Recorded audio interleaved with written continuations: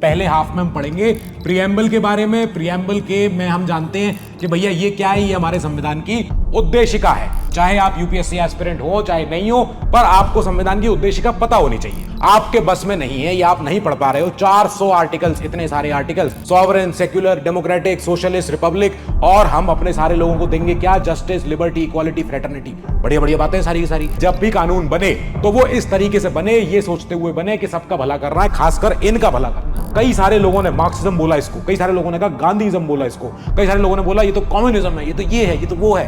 हमने कहा जो हमारा कम्युनिस्टिक सोशलिज्म है, स्टेट सोशलिज्म है, हमने कहा वो तो हम ना ले रहे। ये सुप्रीम कोर्ट का कहना था, एज पर सुप्रीम कोर्ट। चाहे मंदिर हो, चाहे मस्जिद हो, चाहे गुरुद्वारे हो, चाहे चर्च हो, चाहे कोई और भी धर्म के कोई और ऐसे पूजा स्थल, उन पूजा स्थलों का सम्मान, उन पूजा स्थलों का आदर, ये हमारा देश का संविधान कहता है। उससे मत कहना कौन सा टैक्स लगाना है, कौन सी पॉलिसी लगानी है, कौन से कानून लगाने हैं, तो हम कर लेंगे कानून वाला काम, तो अपना काम करना धर्म वाला। आपकी पर्सनैलिटी का विकास हो, इसलिए आप इस एग्जाम की पढ़ाई कर रहे हो, ताकि आपका सिलेक्शन हो जाए, ताकि आप अपने एरिया को, ताकि आप अपने घर वालों को, अपने रिश्तेदारों को आप अपलिफ्ट कर सको। अपने दोस्तों को भी कर लेना। जब हम कहीं लंदन में घूम रहे हैं, कनाडा में घूम रहे हैं, और एक दूसरे को जब हम देखते हैं दूसरे को कि ओ तुम भी देसी हो, हम भी देसी हैं, तो पंडित भार्गवा जी ने बताया कि साहब जो हमारा प्रियम्बल है इतनी भयंकर चीज है, ये हमारे संविधान की फिलॉसफी बता दे रहा है। अभी तुम सब स्टेट नहीं हो, अभी तुम यूटी नहीं हो, अभी तुम एसोसिएट स्टेट हो, तुम बस साथ में ही हो हमारे, लेकिन पूरे नहीं हो साथ में। पता चला तुम्हारा मन बदल जाए तो। हेलो एवरीवन, स्वागत है यूपीएससी वाला में। आज संभव का हमारा जो लेक्चर है उसमें हम पढ़ने जा रहे हैं प्रियम्बल और यूनियन और उसकी टेरिटरीज। तो अब ये दो चैप्टर हैं, आपकी जो फेवरेट किताब है जो भी हो, पर हम इन दोनों को एक ही साथ क्लब कर सकते हैं क्योंकि आसान चैप्टर है, इजी चैप्टर है। अब क्या क्या पढ़ेंगे इसमें, क्या क्या देखेंगे, वो एक बार आप जरा देख लो। तो ये दो चैप्टर हैं, दैट मींस हमें पहले हाफ में हम पढ़ेंगे प्रियम्बल के बारे में। प्रियम्बल के में हम जानते हैं कि भैया ये क्या है, ये हमारे संविधान की उद्देशिका है। तो इसका प्रियम्बल का हर एक word, every word, full content इसका वो इंपॉर्टेंट है। और चाहे आप यूपीएससी एस्पिरेंट हो चाहे नहीं हो, पर आपको संविधान की उद्देशिका पता होनी चाहिए। बस यही इतना एक आदर्श होता है कि हम इतना तो जान पाए कि हमारा संविधान चाहता क्या था, देना क्या चाहता था। अब प्रियम्बल के अराउंड हमने कुछ कुछ कभी डिबेट सुने हैं, तो वो डिबेट्स हम एक बार देख लेंगे। साथ ही हम देख लेंगे प्रियम्बल का अमेंडेबिलिटी। प्रियम्बल ये क्या है, ये अमेंड हो सकता है या नहीं, या ये क्या है, पार्ट है संविधान का या नहीं है। अगर आप थोड़ा बहुत आइडिया है आपको तो आप बता सकते हो कि ये पार्ट ऑफ कॉन्स्टिट्यूशन है या नहीं, यस या नो, यस या नो। ठीक है जी, ये आपको बताना है। नाउ सेकंड चैप्टर जब आएगा तो हम पढ़ेंगे उसमें, अभी यही के यही वो हम पढ़ेंगे यूनियन। दैट मींस हमारा जो यूनियन, जो हमारा भारत का पूरा संघ है, इस पूरे संघ में हम क्या क्या देखते हैं, हमारे जो स्टेट्स हैं जितने सारे, यूपी, बिहार, एमपी, कर्नाटका, ये सारे के सारे स्टेट्स कैसे आए वजूद में, ये उससे पहले क्या थे, और इनके साथ क्या क्या छेड़छाड़ हो सकती है। दैट मींस हम इन स्टेट्स को आज, अगर फ्यूचर का समय हो तो हम उसको कैसे देखेंगे। ठीक है भैया, तो यूनियन एंड स्टेट्स देखेंगे हम। ओके ठीक है, फिर इसके साथ हम देखेंगे स्टेट्स की हिस्ट्री, स्टेट्स की हिस्ट्री। ठीक है, कि स्टेट्स कैसे कैसे बने थे, क्या सोच के बने थे, इनमें कोई, इनके लिए कोई लड़ाइयां लड़ी गई, कुछ भी हुआ, तो वो हमें यहां देखना है। चलो साहब, अब उससे पहले आपको पता ही है हमारे जो ये सारे बैचेस के सारे जितने नोट्स हैं ये अवेलेबल हैं फ्री में, आप ले सकते हो, डाउनलोड कर लेना। आपको वेबसाइट पे या ऐप पे जाना पड़ेगा, जहां पे आप एनरोल करने के बाद इन नोट्स को पा पाओगे। कौन कौन से नोट्स? सर के नोट्स, चाचा के नोट्स, फिर सर के नोट्स आएंगे, सर के नोट्स आएंगे, नितिन सर के भी नोट्स आएंगे, सारे नोट्स आपको मिल जाएंगे। कहां मिलेंगे? इसी संभव 2026 बैच में, जिसका लिंक लगा हुआ है डिस्क्रिप्शन बॉक्स में। ठीक है जी। नाउ अब जो बच्चे पेड में हैं, जो बच्चे अभी तैयारी करना चाह रहे हैं with test series, with mentorship, with everything, उनके लिए हमारे पास जो प्लान्स हैं वो ये हैं। 2026 के बच्चे जो अगले साल देंगे, उनके लिए इंग्लिश में और हिंदी में प्रहार, और फुल अंग्रेजी में, फुल अंग्रेजी यहां पे होगा टाइटन। उसकी प्राइस अवेलेबल यहां लिखी हुई है। जो बच्चे 2027 में जाएंगे उनके लिए प्राइस यहां लिखी हुई है, संकल्प इंग्लिश और हिंदी में, और पिनैकल यानी इंग्लिश में नाम उसका, तो वो मिलेगा आपको इस प्राइस पे। फिर जो बच्चे 2028 में तैयारी करेंगे उन बच्चों के लिए हमारे पास प्राइसेस यहां पे लिखी हुई है। प्रारंभ एक ही बैच होता है, इंग्लिश में भी और हिंदी में भी, तो उसके दो रूपांतरण हैं, और वो प्राइस आर रिवील्ड हियर। ठीक है जी, चलो अब चलते हैं अपने मेन मुद्दे पे। नहीं, ये मेन मुद्दा नहीं है, ये तो भाई साहब का टेलीग्राम चैनल है, और भाई साहब का जो आपको टेलीग्राम हैंडल चाहिए तो वो ले लो आप, ये रहा, तो आप इनसे अप्रोच कर सकते हो, भाई साहब आपको बता देंगे। सैटरडे संडे में यहाँ पे कुछ लाइव वाइव सेशन होगा इसी टेलीग्राम चैनल पे, तो मैं आगे लाइव आके आपको जो भी आपके डाउट्स वाउट्स आ रहे हो, we can take it. Now करते हैं कहानी शुरू। क्या हुआ? प्रियम्बल है। अब ये जो प्रियम्बल है, ये प्रियम्बल हमारे संविधान का पहला पन्ना है। हाँ इतना पता है, मैं आगे नहीं पता सर, आगे आप बताओ। तो अब ये जो पहला पन्ना है इसका इंग्लिश में ऐसा टेक्स्ट ये दिखता है और हिंदी में हिंदी वाला दिखता है, देवनागरी वाला। तो अब जो प्रियम्बल है ये हमारे संविधान के सारे प्रिंसिपल्स एक ही साथ दिखा देता है। आपके बस में नहीं है, या आप नहीं पढ़ पा रहे हो 400 आर्टिकल्स, इतने सारे आर्टिकल्स, लेकिन अगर आपने संविधान का ये अगर आपने उद्देशिका पढ़ ली, ये प्रस्तावना पढ़ ली, तो आपका पूरा काम हो जाएगा। कैसे? हम यहीं पे पढ़ पा रहे हैं, we the people of India having solemnly resolved to constitute India into a sovereign secular democratic socialist republic, और हम अपने सारे लोगों को देंगे क्या? Justice, liberty, equality, fraternity. बढ़िया बढ़िया बातें सारी की सारी। इसके साथ ही हम इन आवर कॉन्स्टिट्यूएंट असेंबली, इस दिन हम जो 289 लोगों ने साइन किया था, हम इतने लोगों ने खुद को ही अडॉप्ट, इनैक्ट और give to ourselves this constitution on this date. कौन सी डेट? 26 नवंबर 1949। ठीक है जी। तो अब ये जो प्रियम्बल में जो इतनी सारी अच्छी अच्छी बातें हैं, ये बातें जो आई हैं, ये प्रियम्बल में बातें आई हैं जब नेहरू जी ने ऑब्जेक्टिव रेजोल्यूशन पेश कर दिया था। याद करो, ऑब्जेक्टिव रेजोल्यूशन हमने पढ़ा था मेकिंग ऑफ कॉन्स्टिट्यूशन में, जहां मैंने कहा था कि 8 सूत्रीय 8 पॉइंट था इनमें। ये हमारे ऑब्जेक्टिव रेजोल्यूशन कब पारित हुआ था? ये दिसंबर में पेश हुआ था, दिसंबर 1946। ठीक है। और ये पारित कब हुआ था, एक्सेप्ट कब हुआ था, सारे लोगों ने ताली बजा के ओके कब बोला था? जनवरी 1947, जनवरी 1947। तो इसमें जो जो बातें बोली गई थी, नेहरू जी ने जो बोला था कि हम सब माइनॉरिटीज का ख्याल रखेंगे, हम वर्ल्ड पे अपनी बेहतर स्टेज पाएंगे, हम पूरा सहयोग करेंगे, सारे जितने हमारे ऑटोनोमस स्टेट्स हमारे अंदर आने वाले हैं, हम इंडिया की टेरिटरी को प्रोटेक्ट करेंगे खुद से ही, हम लोगों को देंगे क्या? जस्टिस, इक्वालिटी, लिबर्टी, फ्रेटर्निटी, सारी चीजें। ये बातें उस समय बोल दी थी इन्होंने, जो बाद में संविधान के प्रियम्बल में लिखी गई है। ठीक है जी। नाउ अब ये प्रियम्बल में जो वर्ड्स हैं, ये वर्ड्स कुछ कुछ पहले नहीं थे, बाद में ऐड हुए हैं। जैसे ये 3 वर्ड्स, सोशलिस्ट, सेक्युलर और इंटेग्रिटी वर्ड। तो सोशलिस्ट वर्ड यहां पे दिखता है, सेक्युलर वर्ड यहीं पे दिखता है, और जो इंटेग्रिटी वर्ड है वो वर्ड यहां दिखता है। कहां गया? ये रहा, unity and integrity of the nation, ये रहा। ठीक है जी, यहां दिखता है। इसका ही हिंदी रूपांतरण नहीं, ये नहीं है, ये तो उसका ओरिजिनल वाला, अभी हिंदी वाला आगे आएगा। तो ये इसका ओरिजिनल था, ये इसका ओरिजिनल ट्रांसलेट वो था, कैसे ये दिखता था। अब इसके नीचे आप यहां पाओगे, इस जगह पे, यहां बिल्कुल नीचे पे नाम लिखा हुआ है प्रेम जी का।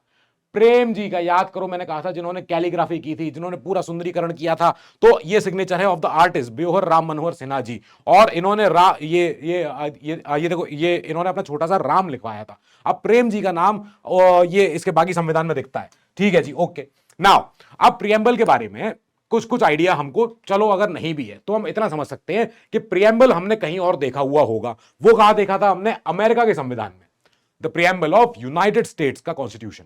ठीक है। इसमें क्या लिखा है? वी द पीपल, सेम बात है वही कि we the people of India, वहां we the people of US. तो we the people of US in order to form a more perfect nation, establish justice, फिर इंश्योर डोमेस्टिक ट्रैंक्विलिटी, फिर provide for the common defence. हम करेंगे क्या? खुद को हम क्या कर रहे हैं? Do ordain and establish this constitution of the for the US of A. ठीक है जी, ये था इनका। तो अमेरिका के संविधान ने ये चीज शुरू करी थी कि ये हम प्रियम्बल लिखेंगे अपने संविधान के सबसे ऊपर। ठीक है भैया। अब जब ये प्रियम्बल के अराउंड कई सारे केसेस हुए सुप्रीम कोर्ट में, 1960s 1970s, तब उस समय पे प्रियम्बल में क्या है, चेंजेस हो रहे थे। खाली प्रियम्बल में नहीं हो रहे थे, संविधान में हो रहे थे मेन तो, लेकिन प्रियम्बल भी उसमें कुछ अमेंड हो रहा था। तब प्रियम्बल के लिए एन.ए. पालखीवाला साहब, ये एक लॉयर थे। लॉयर तो वर्ड इनके लिए, चलो वो तो इनका पेशा था, लेकिन एक्चुअली तो ये बहुत ही बड़े जूरिस्ट थे, एमिनेंट जूरिस्ट। मतलब लॉयर लिखना तो इनकी वो है कि लॉयर तो हाँ थे ही, लेकिन उसके अलावा भी तो थे ना। ये बहुत बड़े जूरिस्ट थे। इन्हें नॉलेज बहुत ज्यादा थी लॉ की, कानून की, फिलॉसफी की, इवन कई और ह्यूमैनिटी सब्जेक्ट की। तो इन्होंने उस समय पे कोर्ट में डिबेट करी थी, एन.ए. पालखीवाला साहब, और इन्होंने बोला था preamble is the identity of the constitution, और योर ऑनर इस आइडेंटिटी को चेंज किया जा रहा है। अब जब ये बहस कर रहे थे, उस समय बड़ी बड़ी बातें कर रहे थे, उसके बाद जब ये बहस खत्म हुई, तब जस्टिसेस जो सुप्रीम कोर्ट में बैठे हुए थे, उन लोगों ने बोला था कि हम लोगों ने आज जो सुना है बहस, हम लोगों ने आज जो बहस सुनी है एन.ए. पालखीवाला साहब की, तो ये जो बहस, ये एन.ए. पालखीवाला नहीं बोल रहे थे, ये वो डिवाइन भगवान बोल रहा था, लेकिन एन.ए. पालखीवाला के मुंह से। तो मतलब इन्होंने जो इन्होंने दलीलें दी थी, जो इन्होंने तर्क दिए थे, वो सारे के सारे ऑफ कोर्स वैलिड थे, क्योंकि सर बोल रहे थे। अब इन्होंने इतना तो कह दिया कि देखो साहब, प्रियम्बल जो है वो आइडेंटिटी है ऑफ द कॉन्स्टिट्यूशन, और अगर संविधान की आइडेंटिटी चेंज हो रही है, दैट मींस वो प्रियम्बल भी चेंज होगा। दैट मींस ये जरूरी नहीं है कि ये हो, इसका कुछ और बेहतर इलाज हो सकता है। नाउ इस प्रियम्बल में कई सारे इंपॉर्टेंट वर्ड्स हैं, हम उन वर्ड्स पे चर्चा करेंगे, हम उन वर्ड्स को समझेंगे। Sovereign, socialist, secular, democratic, republic, justice, equality, fraternity, liberty, विबर्टी, एटसेट्रा, सारे वर्ड्स। ठीक है भैया। अब प्रियम्बल को एक बार खोलना शुरू करते हैं क्या दिखता है प्रियम्बल में? जब अगर लेमन ले पर्सन अगर खोले प्रियम्बल को तो उसको चार चीजें मेन दिख जाएंगी। पहली चीज क्या है? पहली चीज है we the people of India, यहीं से दिखता है, पहली लाइन से दिख गया यहां पे, ठीक है जी। तो ये जो पहली चीज है वन वन, ये क्या दिखा रहा है? ये दिखा रहा है कि इस संविधान की ताकत कहां से आ रही है, what is the source of authority of all this constitution, all this law, all this system. So पहली हमें चीज क्या मिली? ये है क्या? Source of authority, source of authority ये आ गई। अब ये अथॉरिटी मतलब कि इसकी पूरे हमारे देश की ताकत कहां से आएगी संविधान की? वो आ रही है वी द पीपल, हम और आप के होने की वजह से आ रही है। नाउ सेकंड चीज क्या देखेगी कि इंडिया का जो स्टेट होगा, इंडिया का स्टेट समझते हो क्या होता है? इंडिया का स्टेट मतलब होता है कि इंडिया एज अ स्टेट, मतलब स्टेट क्या होता है? स्टेट होता है एक वो एरिया, एक वो कम्युनिटी ऑफ पीपल जो लोग एक साथ रहते हैं, जो गवर्नड होते हैं किसी एक सिस्टम से, and they have the force of law, they have the force of law, तो उसे हम बोलते हैं स्टेट। तो इंडियन स्टेट का नेचर कैसा होगा वो बता दिया, कैसा कैसा होगा? वो होगा sovereign, socialist, secular, democratic, Republic, ये सारी चीजें। अब तीसरी चीज पे चलो कि ये संविधान ऐसे ये भाई देना क्या चाह रहा था? देना ये चाह रहा था हम सब भारतवासियों को, आपको, मुझको, जस्टिस, लिबर्टी, इक्वालिटी, फ्रेटर्निटी, ये सारी की सारी चीजें। तो ये ऑब्जेक्टिव हो गया संविधान का। चौथी चीज क्या है? ये संविधान को कब हमने वो किया, एक्सेप्ट किया, इनेक्ट किया और हमने उसको अपने आप को दिया। तो चौथी चीज हमें मिल गई कि वो डेट इंपॉर्टेंट। वो डेट क्या है? 26 नवंबर 1949। कहा गई डेट? ये रही बीच में, ये रही डेट, ठीक है भैया। तो ये डेट हो गई। अब पहली चीज पे आते हैं जो हमने पहली ऊपर बात करी कि भैया source of authority of the constitution क्या है, जो ये हाईलाइटेड है अपना नीला वाला यहां पे, we the people of India give to ourselves hereby adopt enact this constitution. बस हमने दिया है खुद को, हम सब भारतवासियों ने दिया है, पर हमारे बिहाफ पे साइन किया गया। देखो, on behalf, on behalf, on behalf of उस समय की, आजादी के समय की पॉपुलेशन सोचो इंडिया की कितनी होगी? 40-50 करोड़ होगी, इतनी होगी लगभग, 35-40 कुछ भी होगी। Now on behalf of population of this country at the time of, कहां? एट द टाइम ऑफ जब आजादी हुई थी, जब 1949 में जब हमने ये एक्सेप्ट किया था। Population of the country, population of the country, जब देश आजाद हो रहा था उस समय जितने भी लोग इंडिया में जहां भी रहते थे, इस देश में रहने वाले सारे लोगों के बिहाफ पे the constituent assembly, the constituent assembly, संविधान सभा ने साइन किया था। साइन, सॉरी साइन लिख दिया मैंने, तो sign and enact, enact, enact this constitution. हम और आप उस समय नहीं थे, हमारे दादाजी परदादाजी रहे होंगे, पर अब क्या वो लोग वहां पे जा सकते थे संविधान सभा में? अंदर नहीं जा सकते थे क्योंकि वो इलेक्ट नहीं हुए थे। लेकिन जो लोग इलेक्ट हुए थे वो 289 लोग, उन लोगों ने ही यहीं पे दस्तखत करके, इसी जो हमारे जब संविधान, अगर आप देखते हो ओरिजिनल कहीं आपको दिखाया हो, मैंने पिछले क्लास में मैंने दिखाया भी था एक बार, तो उस संविधान के लास्ट में सबके सिग्नेचर्स हैं। तो उन सिग्नेचर्स में, उनमें सब में उनका नाम है जो लोग संविधान सभा में थे, ठीक है जी। बेगम रसूल थी उसमें, कई सारे महिला लोग, कई सारे महिला हमारे स्वतंत्र सेनानी लोग थे, तो कांग्रेस के कई सारे मेंबर्स लोग थे। तो इन लोगों ने वहां पे दस्तखत कर दिए थे हमारे बिहाफ पे और आने वाली पीढ़ियों के बिहाफ पे ही, कि हम सब वी द पीपल ने ये अपना संविधान दिया है हम सबको, और यही मानना पड़ेगा। दैट्स इट, फाइनल हो गया है। अब इस संविधान में जो कोर वैल्यूज हैं वो पूरे संविधान में, वो प्रियम्बल में झलक जाती है। कैसे कैसे? देश का यूनिटी इंटेग्रिटी बरकरार रखनी है, सबको जस्टिस मिलनी चाहिए, हमारे डेमोक्रेसी मेंटेन रहेगी, हमारे यहाँ सोशल स्ट्रक्चर रहेगा, सोशलिज्म रहेगा, दैट सोशलिज्म अभी आगे देखेंगे क्या है। फिर लिबर्टी, इक्वालिटी, फ्रेटर्निटी सब तरह के लोगों को मिलेगा, चाहे वो किसी भी वर्ग के हों, किसी भी समाज के हों। फिर रिपब्लिक होगा हमारा नेचर ऑफ इंडियन स्टेट। फिर इसके बाद हमारा इंडियन स्टेट है वो सेक्युलर भी रहेगा। फिर सॉवरेन रहेगा, किसी और की नहीं चलेगी हमारे ऊपर।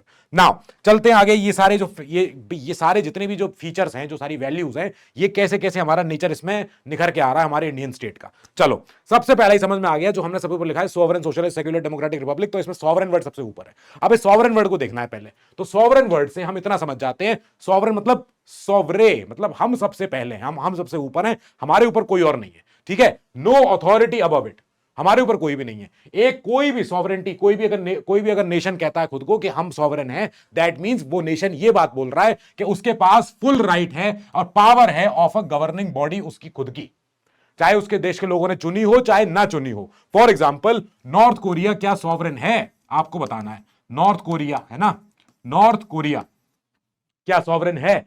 इसके बाद आपको बताना है क्या प्यूर्टो रिको क्या ये सॉवरेन है? फिर आपको बताना है कोसोवो क्या सॉवरेन है? यह भी एक देश है, हालांकि कोई देश मानता कोई नहीं मानता है। पैलेस्तीन क्या एक सॉवरेन देश है? यह आपको बताना है। ठीक है, ये सारे सारे ऐसे कुछ क्वेश्चंस हैं जो हर एक नेशन को आंसर करने पड़ते हैं जब भी वो नेशन खुद को डिक्लेयर करता है कि मैं हो गया हूं सॉवरेन। ठीक है भैया, अब सॉवरेन क्या कह रहा है वो आदमी खुद को सॉवरेन होते ही वो देश कि मेरे पास फुल राइट है, फुल पावर है of a governing body over itself. कल को कोई आइलैंड पैदा हो जाए किसी भी इंडियन ओशन में, कोई पैसिफिक ओशन में, और उस ओशन में उस आइलैंड पे जाके मैं रहने लग जाऊं, जब अगर मैं वहां पर रहने लग गया और मैं अकेले ही वहां पर हूं, कोई और है नहीं वहां पे, तो अगर मैंने इंडिया की नागरिकता नहीं छोड़ी थी तब तो मैं वहां पे रह रहा हूं आइलैंड में, दैट मींस मैंने एक इंडियन एक पर्सन ने उसको वहां पे ऑक्यूपाई कर रखा है। तो ये पॉसिबल है कि वो जो आइलैंड नया पैदा हुआ है अब वो सॉवरेन कहलाए कि ना कहलाए। पर अगर मैंने इंडिया की नागरिकता छोड़ रखी हो और मैं जाके उस आइलैंड में जाके बस जाऊं पहले ही, तो हो सकता है अपने कुत्ते बिल्ली लेके, तो हो सकता है कि मेरा वो जो आइलैंड है अब वो मेरी प्रॉपर्टी हो गई। हाँ, कोई देश ये कह सकता है नहीं साहब ये तो मेरे टेरिटोरियल वाटर में आ गया। कोई देश ऐसा कह सकता है कि नहीं साहब इस पे तो यहां अगर तुम अपना जमीन नहीं बचा सकते तो ये जमीन तुम्हारी नहीं है। क्यों? क्योंकि हमला होगा, हमला अगर नहीं झेल पाए तो फिर ये जमीन तुम्हारी कब्जा कर लेंगे हम। तो ये डिबेट आगे की है। पर लेकिन कोई अगर एक टेरिटरी है जहां पे कुछ लोग रहते हैं और वो खुद को गवर्न कर पा रहे हैं खुद ही से, विदाउट एनी आउटसाइड कोई sources, without any outside bodies, no interference anywhere, that means वो एक इंडिपेंडेंट, कंप्लीटली इंडिपेंडेंट स्टेट है और कोई डोमिनियन नहीं है किसी और देश का। ठीक है जी, सॉवरेंटी हमारी दोनों तरीके से क्लियर है, चाहे इंटरनल सॉवरेंटी हो चाहे एक्सटर्नल सॉवरेंटी हो। अब ये बातें हमारी इसमें कोई सुनवाई कहीं नहीं हो सकती कि कोई ये मना कर दे नहीं हम सॉवरेन नहीं है, ये झूठी बात है। ठीक है भैया, अब फॉरेन टेरिटरी की एक्विजिशन, अभी जो मैंने बात बोली कि India can acquire a foreign territory, या कोई अपना देश का कोई हिस्सा दे सकता है किसी और देश को in favour of any other country. तो ये क्या हो गई हमारी, ये एक्सटर्नल हमारी सॉवरेंटी हो गई। ठीक है भैया, अब एक चीज करते हैं, WHO, United Nations, Commonwealth Nations, ये सारे जितने नेशंस हैं इसमें हमारी भर्ती, इसमें हमारी मेंबरशिप, सदस्यता, तो इस समय पे चर्चा हो रही थी। नेहरू जी से लोग पूछ रहे थे कि अरे अभी तो आजाद हुए हैं और तुम जाके फिर लेके जा रहे हो हमको यहाँ पे अपने कॉमनवेल्थ में और यहाँ पे कुछ भी, तो हमारी सॉवरेंटी के अगेंस्ट ये क्या हुआ। तो ऐसे केस में उन सारे कई नेताओं को नेहरू जी ने बोला कि देखो सुनो, हम जब कोई भी ऐसे कोई मेंबरशिप में जा रहे हैं, चाहे यूनाइटेड नेशंस हो चाहे वो कॉमनवेल्थ हो, तो हम अपनी मर्जी से जा रहे हैं, कोई हमें खींच के लेके नहीं जा रहा वहां पे कि चल यहां पे चलो साइन करो यहां पे आके। ठीक है, जब हम अपने आप से जा रहे हैं दैट मींस हम अपने आप से बाहर भी आ सकते हैं। ये सारे कौन से देश हैं? ये सारे वो देश हैं जो कॉमनवेल्थ का हिस्सा थे ब्रिटेन के एम्पायर के। कैसे? कनाडा हो गया इधर का रीजन हो गया साउथ अमेरिका का, यहाँ पे सेंट्रल अमेरिका के कई सारे आइलैंड्स हो गए, फिर अफ्रीका में कई सारे ये नेशन हो गए, फिर इधर इंडिया, पाकिस्तान, बांग्लादेश, ये सारे हो गए। अब इसके बाद हमारे Australia, New Zealand, Papua New Guinea, ये मलेशिया, सारे देश हो गए। ये सारे के सारे देश क्या हैं? ये सब के सब कॉमनवेल्थ के नेशंस थे जो अब ब्रिटेन के एम्पायर के कॉमनवेल्थ का हिस्सा कहलाते हैं। ठीक है, इनमें आपस में क्रिकेट मैच होता है और ये नेशन खुद को कहते हैं वर्ल्ड कप हो रहा है। चलो साहब वो भी अलग बात है 11-12 कंट्री खेलते हैं और कहते हैं वर्ल्ड कप हो रहा है। चलो, अब नो वे इनमें जुड़ना या इनसे निकलना it's is a limitation on our sovereignty. चलो अब आगे चलते हैं, क्या हो गया और अगर हमारा देश और अगर आगे बढ़ रहा हो तो, हाँ आगे बढ़ते हुए हमें ध्यान रखना है इन लोगों का। कौन से लोग हैं ये वो लोग हैं जो उस समय पे आजादी की, भाई आजादी के दिन इन लोगों पे खाने के लाले थे, ये भाई रोटी चावल नहीं था, कुछ भी पहनने को कपड़े नहीं थे। तो हमारे स्टेट की, हमारे इंडियन सरकार की, हमारे इंडियन पूरी apparatus of the state machinery, उसकी जिम्मेदारी थी कि इन लोगों का ध्यान रखा जाए। तो हमने उसी लिए संविधान में लिखे हुए थे क्या, DPSPs, directive principles of state policy, के जब भी कानून बने तो वो इस तरीके से बने, ये सोचते हुए बने कि सबका भला करना है, खासकर इनका भला करना है। अब ये जो सिद्धांत है, ये जो प्रिंसिपल है, दीज आर कॉल्ड सोशलिज्म, कि हम उनका भला कर रहे हैं जिनके पास कोई मीन्स नहीं है, जिनके पास कोई रास्ते नहीं है। अब जो कई सारे लोगों ने मार्क्सिज्म बोला इसको, कई सारे लोगों ने कहा गांधीज्म बोला इसको, कई सारे लोगों ने बोला ये तो कम्युनिज्म है, ये तो ये है, ये तो वो है। तो अब भले ही ये जो वर्ड था, ये वर्ड संविधान में तब नहीं लिखा हुआ था 1950 में, ये बाद में ऐड हुआ है सन 76 में। ठीक है भैया, नाउ अगर आप DPSP ही खोल लोगे तो DPSP में आपको सामने दिख जाता है कि अच्छा हम तो बात कर रहे हैं हम हर लोगों के तरीके के तबके की, कि आपको भी हम रोजगार की जिम्मेदारी दिलवाएंगे, वर्कर्स का राइट्स होगा इंडस्ट्रीज के मैनेजमेंट में, हर किसी का अधिकार होगा कोई भी अपना कोई प्रोफेशन चूज करने का, और सरकार की जिम्मेदारी होगी लाइवलीहुड प्रोवाइड करवाने की। ठीक है भैया, तो अब भले ही ये वर्ड एक्सप्लिसिटली ऐड हुआ हो इन द 42वां अमेंडमेंट, लेकिन हमारे DPSP के मुताबिक हम पहले से सोशलिस्ट हैं, और जो हमारा सोशलिज्म है वो कॉम्बिनेशन है, Indian socialism is a combination of Marxism as well as Gandhism, लेकिन लीनिंग टुवर्ड्स गांधीइज्म। जब आप पॉलिटिकल साइंस के स्टूडेंट होते हो, कोई लोग बच्चे किसी का पीएसआई और ऑप्शनल होगा, तो आप लोग जनरली पढ़ते हो ये सारे इतने सारे पॉलिटिकल फिलोसफीज पढ़ते हो, थिंकर्स के बारे में पढ़ते हो, तो उसमें मार्क्सिज्म, कम्युनिज्म, अपना लेनिनिज्म, ये सारे कई सारे इज्म्स हैं। जो इज्म्स क्या कहलाते हैं कि स्टेट का रोल ऐसे होगा, स्टेट इनकी भलाई करेगा, स्टेट ये करेगा। तो जब स्टेट ये सब कर रहा होगा ना, इतनी सारी चीजें, हम उसको बोलते हैं कि ये कोई सिद्धांत है। जब स्टेट करने लगेगा, देखना उस सिद्धांत को कितना अप्लाई करता है वो। तो रशिया हो गया, चाइना हो गया, ये सारे के सारे कम्युनिस्ट नेशन जो खुद को कहते हैं इन थ्योरी, इन प्रैक्टिस नहीं है वो, ठीक है। वहां पे स्टेट कैपिटलिज्म होता है, वहां पे भी रशिया को छोड़ के बहुत ज्यादा कहीं भी कम्युनिज्म नहीं है, सोशलिज्म बहुत अब माइन्यूट माइन्यूट सी जगहों पर रह जाता है। नाउ अब हमने कहा जो हमारा कम्युनिस्टिक सोशलिज्म है, स्टेट सोशलिज्म है, हमने कहा वो तो हम ना ले रहे। ये सुप्रीम कोर्ट का कहना था, एज पर सुप्रीम कोर्ट, कि हमारे यहां डेमोक्रेटिक सोशलिज्म है, हमारे यहां पे मिक्स इकोनॉमिक मॉडल है। मतलब सरकार भी पैसा लगाती है, पब्लिक जो पैसा होता है, और प्राइवेट सेक्टर होता है वो भी आता है पैसा लगाने। They both coexist, they both, public and private sector, they both coexist simultaneously and side by side, ठीक है। हमने जब एलपीजी रिफॉर्म्स किए थे, क्या है ये एलपीजी रिफॉर्म्स? लिबरलाइजेशन, प्राइवेटाइजेशन, ये कब हुए थे? एलपीजी, ये आपको बताने हैं चच्चा, ये आपको याद पता तो होंगे ही होंगे वैसे थोड़े बहुत। तो लिबरलाइजेशन हो गया, प्राइवेटाइजेशन हो गया। हमने जब अपने दरवाजे खोले थे, हमने जब अपना हमने रास्ते खोले थे बाहर की कंपनियों को यहां पे आने के लिए। जैसे जब आप जो मैकडॉनल्ड आज बर्गर खाते हो, तो ये बर्गर ये पहले नहीं था, 1990s के पहले ऐसा कोई बर्गर होता ही नहीं था हमारे यहाँ कोई इतना बढ़िया, ये जो मैक आलू टिक्की और ये मैक वेजी होते हैं, तो ये सब नहीं थे। ये सब आए कब हैं? ये आए हैं जब एलपीजी रिफॉर्म्स हुए थे। हमने क्या किया? एलपीजी रिफॉर्म लाके हमने जो सोशलिज्म, जो हमारा टेंडेंसी थी, हमने उस सोशलिस्ट टेंडेंसी को, क्रेडेंशियल को, इंडियन स्टेट के को थोड़ा सा कम तो किया है। हमने इतनी तरफ सोशलिज्म, मिक्स इकोनॉमी, कैपिटलिज्म की बढ़ते बढ़ते हम थोड़ा थोड़ा थोड़ा थोड़ा यहां से घूमते घूमते घूमते घूमते इधर तो जा रहे हैं, ठीक है। पर इतना ही आइडिया है, इतना ज्यादा इसमें गंभीर विचार नहीं करना है। हमारा प्रियम्बल जो बताता है कि संविधान हमारा कैसा होगा, वो सोशलिस्ट नेचर का होगा। अब दूसरा नेचर क्या निकलेगा हमारे इसका? वो निकलेगा 76 में जो हमने एक और वर्ड ऐड किया था, सेक्युलर वर्ड। ये वर्ड है। अब सेक्युलर वर्ड के अराउंड कई सारी चर्चा हो जाती है। तुम लोग कई बार सेक्युलर वर्ड सुनते ही तुम्हारे अंदर खुजली होने लगती है, अरे sir secular secular secular. Secular है, चाहे कोई माने चाहे कोई ना माने, लेकिन हमारा जब तक संविधान में कुछ ऐसे आर्टिकल्स हैं। कौन से आर्टिकल्स? आर्टिकल 14 से लेके 30 तक, मैंने सारे ही आर्टिकल्स लिख दिए यहां पे। ये आर्टिकल्स क्या हैं? ये आर्टिकल्स हमारे क्या हैं? फंडामेंटल राइट्स हैं ये। अब इन फंडामेंटल राइट्स में कई सारे ऐसे राइट्स हैं जो हर धर्म के तबके को मिले, हर तबके के धर्म को मिले हुए हैं। वो क्या हैं? वो ये हैं कि आपके पास पूरी आजादी है अपने लिए कुछ भी तरीके का शैक्षणिक संस्थान खोलने की, आपके पास आजादी है अपने धर्म को किसी भी तरह मानने की, आपके पास आजादी है कोई भी धर्म, आपकी कोई प्रथा है, कोई प्रैक्टिस है मानने की, जब तक कि उससे कोई सामाजिक बुराई ना हो। हालांकि ये बात हमारे जितने भी हमारे फंडामेंटल राइट्स हैं उनमें कुछ ना कुछ रीजनेबल रेस्ट्रिक्शंस हैं, पर इन आर्टिकल्स का होना हमारे संविधान का बेसिक स्ट्रक्चर है। क्या है बेसिक स्ट्रक्चर? वो ये है 25 से 28 में तो स्पेसिफिकली लिखा हुआ है रिलीजियस फ्रीडम्स, ठीक है भैया। हमारा जो सुप्रीम कोर्ट के हिसाब से भी secular state was implicitly mentioned, भले ही आप 76 में उस वर्ड को लिख रहे हो कोई बात नहीं, लेकिन ऑलरेडी 1949 में जब हमारा संविधान जब इनैक्ट हो गया था, तभी हमने ये सारे आर्टिकल्स डालने की वजह से बोल दिया कि हमारा देश, हमारा इंडियन स्टेट, हमारा संविधान सबके लिए है, ठीक है जी। तो अब हमारा जो हमारा सेक्युलरिज्म होता है वो कैसा होता है? वो पॉजिटिव होता है, वो अच्छा वाला होता है। All religions they have the equal and same status and support from the state. चाहे मंदिर हो, चाहे मस्जिद हो, चाहे गुरुद्वारे हो, चाहे चर्च हो, चाहे कोई और भी धर्म के कोई और ऐसे पूजा स्थल हो, उन पूजा स्थलों का सम्मान, उन पूजा स्थलों का आदर, ये हमारा देश का संविधान कहता है कि इंडियन स्टेट यानी इंडियन जो हमारा पॉलिटिकल, जो हमारी एंटिटी, जो रूलिंग गवर्निंग बॉडी होगी, वो सबका ध्यान रखेगी, वो सबको सेम स्टेट देगी, सबको सेम सपोर्ट देगी, किसी एक को प्रायोरिटी नहीं, किसी एक को पीछे नहीं, ये नहीं करेगी। अब ये वेस्टर्न में ये चीज उल्टी होती है। फ्रांस से हमने सीखा था सेक्युलरिज्म, पर इनका जो सेक्युलरिज्म होता है वो बहुत ही अलग होता है। इमेजिन करो ये जो देश है, इस देश में मेजॉरिटी धर्म एक ही है, चर्च, क्रिश्चियनिटी। अब ये जो क्रिश्चियनिटी है ये इनके 99 पॉइंट समथिंग परसेंटेज पूरा क्रिश्चियन है। अब जब फ्रांस में फ्यूडलिज्म होता था, मिडिल एजेस की तरफ जाओ, तो अब फ्रेंच रेवोल्यूशन से पहले तक वहां पे क्या होता था कि चर्च जो था, ये चर्च जो वहां की बहुत बड़ी जो पूजा स्थल है जो भी है, तो चर्च के पास, चर्च के जो पादरी होते हैं, जो फादर होते हैं, नन्स होते हैं, उन पे थी अथाह प्रॉपर्टियां, उन पे खूब सारी प्रॉपर्टियां थी, और वो कुछ भी जुल्म लगाते थे, और वो कुछ भी जो स्टेट को, जो समय राजा होता था उसको कहते थे, ए ये वाला टैक्स लगाओ, चलो लगाओ लगाओ लगाओ, ये पैसा चाहिए चर्च को अभी समय। राजा ने कहा हाँ ठीक है चलो डन। तो ये हो रहा था।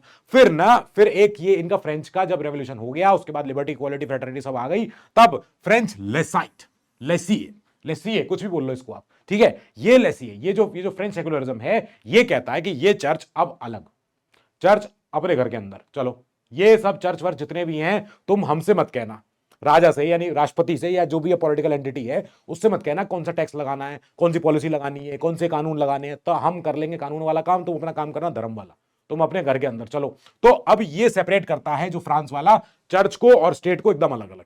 अब इंडिया का सेकुलरिज्म क्या करता है, हम कहते हैं सब कुछ कोएग्जिस्ट कर सकता है, डिफरेंट डिफरेंट रिलीजन, सब लोग रहते हैं यहाँ पे, इंक्लूसिव सेकुलरिज्म है हमारा, हमारे यहाँ पे रिलीजियस फ्रीडम है, हमारे यहाँ बैलेंस्ड अप्रोच है, इवन हमारे यहाँ इंटरफेथ डायलॉग, मतलब क्या हुआ, different different entities, different different religious as well as कोई कम्युनिटीज होंगी जो सारे कई सारे लोग होंगे, as well as political class, हम सब साथ में बैठेंगे, डिस्कशन करेंगे क्या बेस्ट है क्या नहीं है, तब जाके हमारे यहां कुछ ऐसा आ सकता है। ये क्या है, यूसीसी, यूनिफॉर्म सिविल कोड, ये डीपीएसपी भी है, यानी ये सरकार को लेके आना है, या इंडियन स्टेट को ये एक जिम्मेदारी दी गई है संविधान के द्वारा कि यूसीसी लेके आओ, यूनिफॉर्म सिविल कोड यानी समान आचार संहिता ये लेके आनी है, ये सबको जरूर है, समान नागरिक संहिता।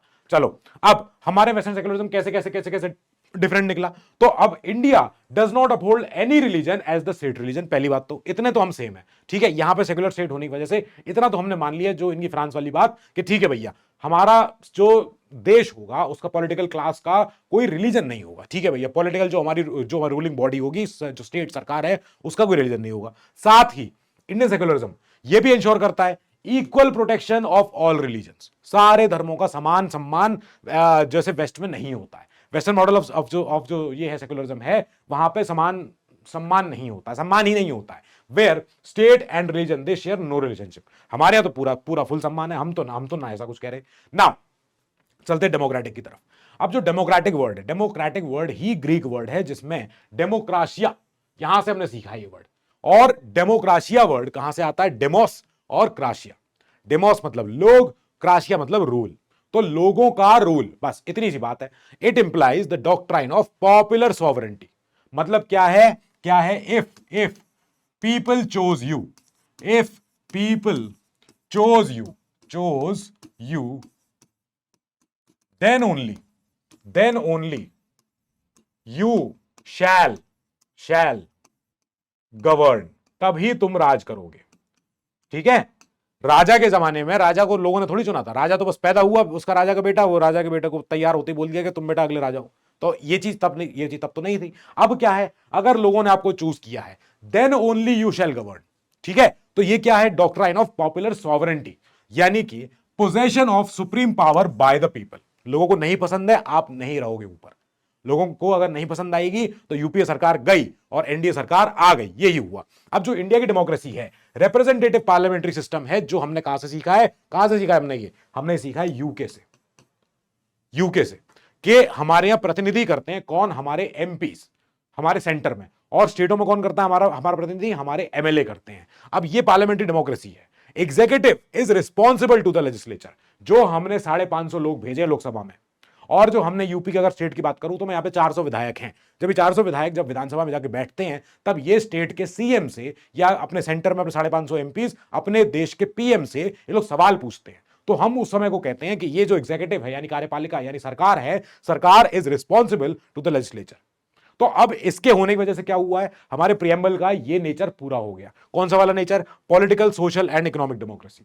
अब ये इसी को थोड़ा आगे खोलते हैं, जो ये चीज लिखी हुई है इसको थोड़ा सा हमें एक्सपैंड करना है, तब जाके हमें क्लैरिटी मिलेगी।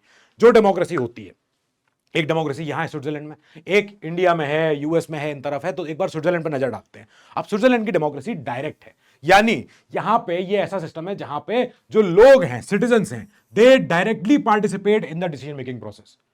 जो स्विट्जरलैंड की जनता है, वहां की 1.5-2 करोड़ लोग हैं, अमीर लोग हैं, बड़े बड़े लोग हैं, तो स्विट्जरलैंड इतना छोटा सा देश, एक तरह के लोग, सब पढ़े लिखे लोग, उनमें सब में इतनी समझ है, इतनी समवाई है आपस में कि वो लोगों के पास दिया जाता है कानून कि बताओ आप सारी जितनी स्विट्जरलैंड की जनता इस कानून को लाएं कि ना लाएं, तो वहां के लोग डायरेक्टली पार्टिसिपेट करते हैं in the decision making process, that is direct democracy of Switzerland. अब चलो इधर जरा, थोड़ा सा यहां घूम फिर के यहाँ पे। तो इनडायरेक्ट डेमोक्रेसी कैसी होती है? Also known as representative democracy, मतलब जहां हमारा प्रतिनिधि करने जो लोग गए हैं, ये एमपीज, ये एमएलएज, तो ये एमपीज एमएलएज जो लोग हैं, ये लोग वहां जाके कानून बनाते हैं। Is a system in which citizens they elect representatives, उनको प्रतिनिधि करने वाले वो लोग जो ऊपर जाएंगे और डिसीजन ले लेंगे उनके बिहाफ पे। ठीक है भैया, ऐसी होती है, चाहे यूएस में राष्ट्रपति वहां ट्रंप हो, चाहे इंडिया में हमारे प्राइम मिनिस्टर हमारे मोदी जी हो। तो अब ये दोनों ही फॉर्म में, पार्लियामेंट्री डेमोक्रेसी और प्रेसिडेंशियल डेमोक्रेसी, यहां डेमोक्रेसी तो वर्किंग है पर ये इनडायरेक्ट है। जो इधर डायरेक्ट वाली है वहां पे क्या है, जनता के हाथ में सभी कुछ है। जनता को अगर वो नेता ही पसंद नहीं है उसको उतार लेंगे नीचे, कि नीचे ही आ जाओ, तुम्हारा आपसे काम नहीं हो पा रहा है। अभी दिखाता हूं, यहीं पे देखो एग्जांपल। पहला, डायरेक्ट डेमोक्रेसी में स्विट्जरलैंड में क्या क्या आपको देखने को मिलता है, बहुत बढ़िया, वो दिखता है रेफरेंडम। जब जब एक कोई कानून को रेफर कर दिया जाता है जनता को for settlement by the direct votes, कि बताओ उस कानून को लाएं कि ना लाएं, अच्छी बात है कि नहीं है। नाउ फिर क्या है, इनिशिएटिव। इनिशिएटिव क्या है, जहां पे इन विच द पीपल, लोग खुद से, जनता अपने आप से can propose a bill to the legislature for enactment. जनता खुद ही कहती है कि हमें एक बिल चाहिए, बढ़िया वाला बिल, जिसमें क्या होगा, कानून ऐसा आ रहा है कि सारे जो हैं, जितने सारे डॉगीज हैं, उन सबके लिए बढ़िया बढ़िया जो है, वो सर्दी आ रही है तो बढ़िया बढ़िया टेंट वेंट बने। तो ऐसा अगर जनता ने अगर बिल बोला करने को और लोगों ने उसको लिख के दिया कि हमें यही चाहिए, तो अब क्या होगा, स्विट्जरलैंड में वो चीज, उसको उस पर फिर चर्चा होगी पार्लियामेंट में और पार्लियामेंट उसको अप्रूव कर देगी। नाउ रिकॉल क्या है, जब स्विट्जरलैंड के लोगों को नहीं पसंद आता है कोई अपना नेता, कोई अपना मेंबर ऑफ पार्लियामेंट, के उतारो इसे नीचे, नहीं हो गया। Method by means of which voters can remove a representative, अपने आप से उसको हटा सकते हैं, रिकॉल कर सकते हैं। रिकॉल कर रहे हैं वो कोई ऑफिसर को, कोई मंत्री को, कोई नेता को, before the expiry of office term है ये टर्म। ठीक है, तो हमने रिकॉल करते हुए कहां देखा है, स्विट्जरलैंड में देखा है, जहां पे उनके नेताओं को, मंत्रियों को उतारा जाता है कि आ जाओ, राइट टू रिकॉल है हमारे पास, नीचे आओ। Now plebiscite. प्लेबिसाइट क्या होता है, यस या नो का आंसर। जब ओपिनियन ऑफ द पीपल मांगी जाती है, method of obtaining the opinion of the people on any issue of public importance. It is generally use to solve territorial dispute, कि भैया आपको इंडिया में रहना है, पाकिस्तान में रहना है। अगर ऐसा सवाल जवाब हो जाए कश्मीर के लोगों से, तो हम बोलेंगे ये क्या हुआ, प्लेबिसाइट हुआ। तो प्लेबिसाइट कहते हैं उसको जब हम उनसे यस या नो या एक दो चॉइसेस में से कोई एक चीज पूछने को कहते हैं। नाउ इंडियन डेमोक्रेसी में कैसे कैसे दिखती है, क्या क्या चीजें दिखती है, तो हमारे यहां दिखती है यूनिवर्सल एडल्ट फ्रेंचाइज। फिर हमारे यहां दिखती है पीरियोडिक इलेक्शन। इलेक्शन चाहे जैसे भी हो तो रहे हैं, 4-5 साल में अपने आप हो जाते हैं, हो रहे हैं ना, बस। Now absence of discrimination on certain grounds. कोई व्यक्ति गोरा है, कोई व्यक्ति कुछ है, अपने चेयर पे बैठा है, व्हील चेयर पे, तो हम ये नहीं कहेंगे कि तुम भी खराब हो, तुम भी खराब हो, तुम भी खराब हो, तुम भी खराब हो, खाली ये वाला व्यक्ति सही है। अगर ऐसा हो रहा होता तो फिर यानी ये क्या हुआ, बाकियों के साथ डिस्क्रिमिनेशन हो गया है। हमने कहा ये नहीं होगा हमारे यहाँ पे, हमारे यहाँ चीज एकदम क्लियर रहेगी, सारे सारे सब बराबर हैं। तो एब्सेंस है हमारे डिस्क्रिमिनेशन का ऑन सर्टेन ग्राउंड्स। फिर रूल ऑफ लॉ, फिर इंडिपेंडेंट जुडिशरी। हमारे ये सारी चीजें क्या दिखाती हैं कि हमारे यहाँ जो इंडियन डेमोक्रेसी है उसका मैनिफेस्टेशन किस किस फॉर्म में हो रहा है। क्या क्या फॉर्म है हमारे, फॉर्म हमारे इसके देखो, वोट देने का अधिकार, फिर वोट होते हैं, फिर वोट जब होते हैं तो आपको ऐसा नहीं किसी एक को मना कर दिया गया वोट नहीं देने से, फिर रूल ऑफ लॉ है और इंटीग्रेटेड और इंडिपेंडेंट जुडिशरी है। चलो साहब, नाउ अब ये कुछ हम जब डेमोक्रेसी की बात करते हैं तो उसके बाद डेमोक्रेसी में क्या है, लोग हैं। ये जो लोग यहां रहते हैं, हम और आप जो लोग हम यहां रहते हैं, 130, 140, 150 करोड़, तो अब 150 करोड़ जो जनता है, इनके पास क्या है, इनके पास है अधिकार, लिबर्टी, इनके पास है बराबरी, इनके पास है भाईचारा, है तो सही। नाउ अब ये जो तीन चीजें हैं, ये तीन चीजें क्या कहलाती हैं, एक यूनियन ऑफ ट्रिनिटी। ट्रिनिटी माने तीन मूर्ति, तीन मूर्ति कह लो उसको, ट्रिनिटी मतलब त्रिदेव, ये तीन लोग हैं। तो तीन लोग कौन से, लिबर्टी, इक्वालिटी, फ्रेटर्निटी। अब ये जो तीनों हैं, they all form a union of Trinity. और अगर इनमें से कोई एक भी चीज नहीं रही तो फिर ये सब बिगड़ जाएगा। हमारा डेमोक्रेसी जो है, it will defeat the very purpose of the democracy जो संविधान लेके आना चाहता है। कैसे कैसे, फॉर एग्जाम्पल, जैसे अगर इक्वालिटी ना हो, इमेजिन करो अगर इक्वालिटी ना हो, ये नहीं है साहब, अब इक्वालिटी छुप गई, और क्या हमारे पास सारे सब लोगों की आजादी है और भाईचारा ही है, तो अब क्या होगा, liberty would produce the supremacy of कुछ ही लोगों की ओवर द मैनी, क्योंकि हमारे पास बराबरी नहीं है सबके लिए। अगर हम इक्वालिटी हटा दें तो फिर क्या होगा, सबकी आजादी आजादी है, कुछ की आजादी बहुत ज्यादा हो जाएगी, कुछ आजादी सबकी कुचल डालेंगे, तो ये होगा।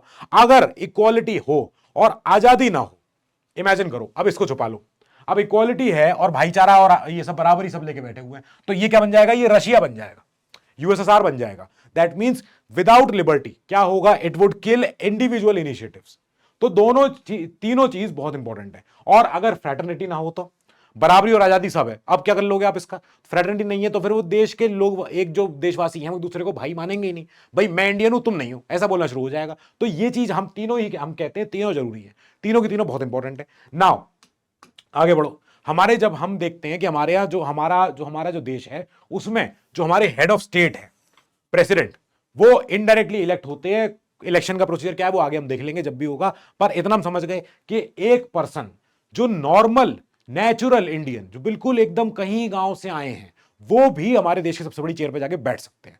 डॉक्टर अब्दुल कलाम आजाद, आप एपीजे अब्दुल कलाम आजाद इमेजिन करिए, वो व्यक्ति जो कहां छोटे से तमिलनाडु के गांव से, और साइंटिस्ट बनते हैं, वो साइंटिस्ट है वो आदमी, उन्हें राजनीति उन्हें पता है, उन्हें लेना देना भी नहीं, लेकिन वो राष्ट्रपति बनाए गए। इमेजिन करो ना, बड़ी बात है ये कि एक वो व्यक्ति जिसने कभी दो वक्त की रोटी नहीं देखी थी, उसके परिवार ने, मछुआरे का परिवार, और उस परिवार ने फिर अपने बेटे को देखा राष्ट्रपति बनते हुए। That is our democracy, that is our Republic. ये रिपब्लिक है। मोनार्क, इंडिया सॉरी यूके में मोनार्क होता है, राजा का बेटा राजा। क्वीन एलिजाबेथ की क्वीन एलिजाबेथ का जो बेटा पहला सबसे बड़ा किंग चार्ल्स, अब वो है किंग चार्ल्स का सबसे बड़ा बेटा जो होगा वो अगला राजा बनेगा किंग चार्ल्स की डेथ के बाद।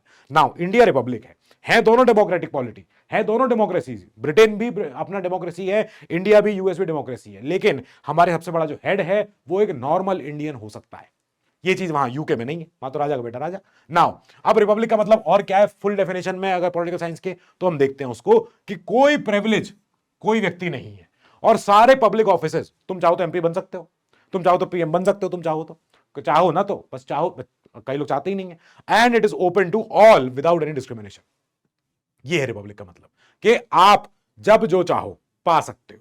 आपको एमपी बनना है, बन जाओ, इलेक्शन जीत जाओ, आप बन जाओगे। इलेक्शन में आपको खड़े होने से कोई रोकेगा नहीं, ठीक है। इलेक्शन में आप वोट नहीं मिलेंगे आपको, वो अलग बात है, लेकिन आपको इलेक्शन में खड़े होने से कोई नहीं रोक रहा है। इलेक्शन जीत गए आप तो आप ऊपर अपने एमपी बन जाओगे, एमपी बन गए तो आप बड़े अच्छे काम करो अपने अपने एरिया में, आपका नाम हो जाएगा ज्यादा। फिर कोई हो सकता है आपको ये कह दे साहब आप पीएम बनाओगे क्या, हाँ साहब बन जाएंगे पीएम, तो आप पीएम बन रहे हो। आप पीएम बनते गए बस 15-20 साल पीएम बने, फिर आपसे बोला गया राष्ट्रपति बन जाओ यार, राष्ट्रपति चुनाव में खड़े हो जाओ, हम आपको जितवा देंगे। दैट मींस कि आप एक कॉमन पर्सन जो आज यूपीएससी पढ़ाई कर रहा था, कल को पहुंच गए राष्ट्रपति। तो ये भी पॉसिबल है, हो सकता है, ये चीज है ना। अब देखो सब आगे चलो, ये कुछ ऐसे ऑब्जेक्टिव्स, कौन से वाले ऑब्जेक्टिव्स? जस्टिस। ये जस्टिस हमारा कहां से आया है? ये आया है इस लाल क्रांति से, ये लाल सलाम से। क्या है लाल सलाम? ये था रशियन रेवोल्यूशन, रशियन रेवोल्यूशन, ठीक है, ये यहां से लिया था। चलो अब अच्छा लिखा भी हुआ ये रहा। नाउ इससे हमने क्या क्या सीखा? इससे हमने सीखा था कि सब लोगों को न्याय दिलाना है। न्याय कौन सा? सामाजिक, आर्थिक, पॉलिटिकल, ये तीनों तरह का न्याय जरूरी है हर तरह के लोगों के लिए, जो कहीं भी रहता हो। रशिया में जब ये लेनिन जब खड़ा हुआ था और जार को मार दिया गया था, तो रशिया में लेनिन जब आता है ऊपर, सबसे ऊपर, लेनिन के बाद स्टालिन और सारे लोग आते हैं आगे चल के, तो इन लोगों ने भले ही थ्योरी में तो ऑन पेपर तो खूब लिखा कि हमारा देश एकदम न्याय प्रक्रिया एकदम बेस्ट से बेस्ट है, लेकिन भले प्रैक्टिस में नहीं हो पाता, वो अलग बात है ना। अब क्या हुआ, उन लोगों ने अपने जो हमारी लाल क्रांति जो ये लोग लाए थे, हमारी कम्युनिस्ट पार्टी, इन लोगों ने इतनी बात कह दी कि सब लोगों को हम न्याय देंगे। न्याय मिलेगा अलग बात है वो, लेकिन हम देंगे बस। नाउ जस्टिस जो है, वो जस्टिस, जब सोशल जस्टिस और इकोनॉमिक जस्टिस को आप मिक्स कर देते हो तो वो बनती क्या है? Distributive justice. कि अब जस्टिस फैल रही है सब तरफ। जब सोशल जस्टिस और इकोनॉमिक जस्टिस जब दोनों मिक्स हो जाती हैं, जब ये दोनों मिलने लगती हैं लोगों को, देन वी कॉल इट कि distributive justice is being fulfilled, is being fulfilled. So justice is being fulfilled। लिख लेना ये भैया, वरना कहोगे लो सर आप बताते देते हो, लिखते नहीं हो। नाउ ठीक है जी। नाउ अब ये तो हुई जस्टिस की बात, लेकिन जस्टिस में अभी और एक आइडिया है। आइडिया ये है कि सोशल इकोनॉमिक पॉलिटिकल जो जस्टिस हम भैया देने निकल रहे हैं उसमें है क्या क्या। तो सोशल जस्टिस मतलब क्या है कि हर समाज में, हमारा समाज है इंडिया का इन पर्टिकुलर, उसमें हम किसी के साथ डिस्क्रिमिनेशन, भेदभाव नहीं करेंगे on the basis of caste, colour, race, religion, sex, etcetera etcetera. तो इन चीजों के ऊपर all citizens are given equal treatment without any social discrimination, without any social distinction, absence of privileges to any particular section. कोई एक को हम ये नहीं कहेंगे तो आप सबसे ऊपर हो बाकियों से, नहीं, ऐसा नहीं हो सकता। Improvement in the conditions of backward classes and women and बच्चे and labour and everyone. Now economic justice कैसी कहलाएगी? इकोनॉमिक जस्टिस तब कहलाएगी जब हम हमारे समाज में से इनइक्वालिटीज कम करते हैं। हम वेल्थ, इनकम, प्रॉपर्टी, जो भी difference, poor is being poor, rich is being richer, जो ये चीज हो रही है, हम अगर इसको कम कर दें तो हम बोलेंगे हमने इकोनॉमिक जस्टिस हासिल कर ली है। Non discrimination between people based on economic factors. किसी गरीब को ये नहीं कहना कि अरे तू तो गरीब है, तू कहेगा ये अपनी पढ़ाई करेगा, वो भी करेगा बेचारा, क्यों नहीं करेगा, जरूर करेगा वो। Now all citizens should have equal political rights, हर किसी को वोट देने का अधिकार है, हर किसी को वोट देने के बाद अपने एमपी से मिलने का अधिकार है, अपने एरिया में कोई काम बिगड़ रहा है उसके तो अपने कंप्लेन करके उस कंप्लेन में सुधार पूछने के लिए उसका अधिकार है। ये सारे गवर्नमेंट के जितने ऑफिसेज हैं, गवर्नमेंट के जितने सारे केंद्र काम सेंटर चीजें हैं, उनमें उसकी बेचारे की आवाज पहुंच पाए, वो हम कहते हैं पॉलिटिकल जस्टिस। वो हालांकि दिखती नहीं है, कई बार लोगों को अपने नेता को लेके जाना पड़ता है तब जाके हो पाता है, लेकिन है तो संविधान में तो लिखी है ना, है बढ़िया चीज है ना। जस्टिस हमने जो भी बात करी, जब ये दोनों जस्टिस एक साथ आती है, कॉम्बो में आती है, सोशल जस्टिस और economic justice, then we call it distributive justice. ये कहां झलकती है? फंडामेंटल राइट्स में, जो पार्ट 3 में है। अब ये वाली जस्टिस जो है पॉलिटिकल जस्टिस, ये अलग से बैठी हुई है। जब हम इन तीनों को मिक्स कर देते हैं, ये हमें कहां दिखेगी? Directive principles of state policy में। ठीक है जी, ये हो रहा है गेम। ये बात हमारी इन जो हमारे संविधान के ये दो पार्ट्स हैं, चाहे पार्ट 3 हो चाहे पार्ट 4 हो, चाहे फंडामेंटल राइट्स हो चाहे डीपीएसपी हो, ये सब फुलफिल करवा रहे हैं क्या? हमारी justice. Combination of these two is called distributive justice. बस ये जानना है, ये इंपॉर्टेंट था। नाउ अब जो हमारे फ्रांस रेवोल्यूशन, जब ये फ्रेंच रेवोल्यूशन, ये वाला जो फोटो आपको आइकॉनिक फोटो एनसीईआरटी में है आपके, ये फोटो, नाउ इस फोटो से इतना समझ में आ जाता है कि एक फ्यूडलिज्म का अंत हो गया है। जो राजशाही चलती थी पहले, चर्च का रूल चलता था, आउट, कोई नहीं चाहिए। नाउ ये हमने उस समय के इनके वर्ड सुने। ये वर्ड्स क्या थे? लिबर्टी, इक्वालिटी, फ्रेटर्निटी, कुछ भी वर्ड ऐसे लिखते थे। ये 3 वर्ड यहां लिखे हुए, तो हमने कहा बहुत ही बढ़िया वर्ड है, तो इसके आगे हमारे अंबेडकर जी इसको और एक्सपेंड कर सकते हैं, तो एक्सपेंड कर दिए गए। कैसी कैसी liberty? Liberty of thought, expression, belief, faith and worship. Equality कैसी कैसी? Equality of status and of opportunity, and to promote among them all, क्या? फ्रैटर्निटी। हम सब लोगों के मन में आपस में क्या रहेगा? भाईचारा रहेगा। Assuring the dignity of individual and the unity integrity of the nation. तो ये चीजें हमारी लिबर्टी, इक्वालिटी, फ्रैटर्निटी आई कहां? फ्रेंच रेवोल्यूशन से। अब लिबर्टी कैसी है हमारी? लिबर्टी है हमारी वो लिबर्टी जो इन्होंने यहां उस समय दी थी, इतने 200 साल पहले हमारे आजाद होने से।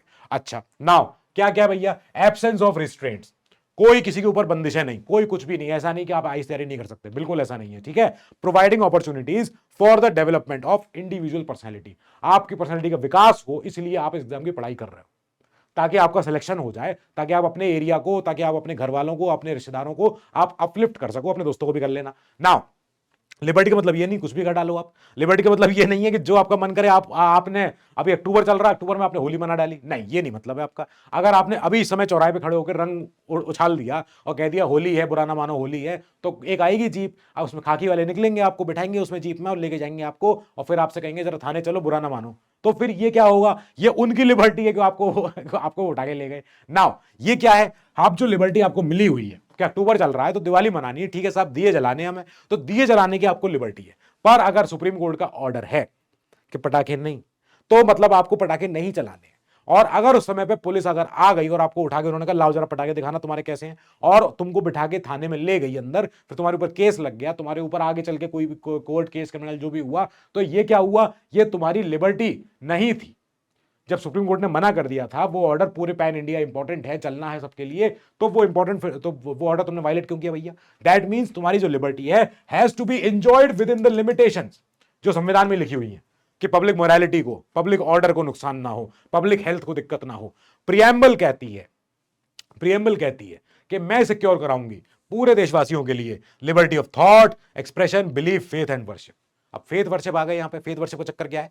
नाउ लिबर्टी का मतलब यहां पे जो प्रियम्बल में लिखी है लिबर्टी और फंडामेंटल राइट्स में लिखी है, it is not absolute, it is not at all absolute. याद रखना, freedom is absolute, freedom is absolute, liberty is not, liberty is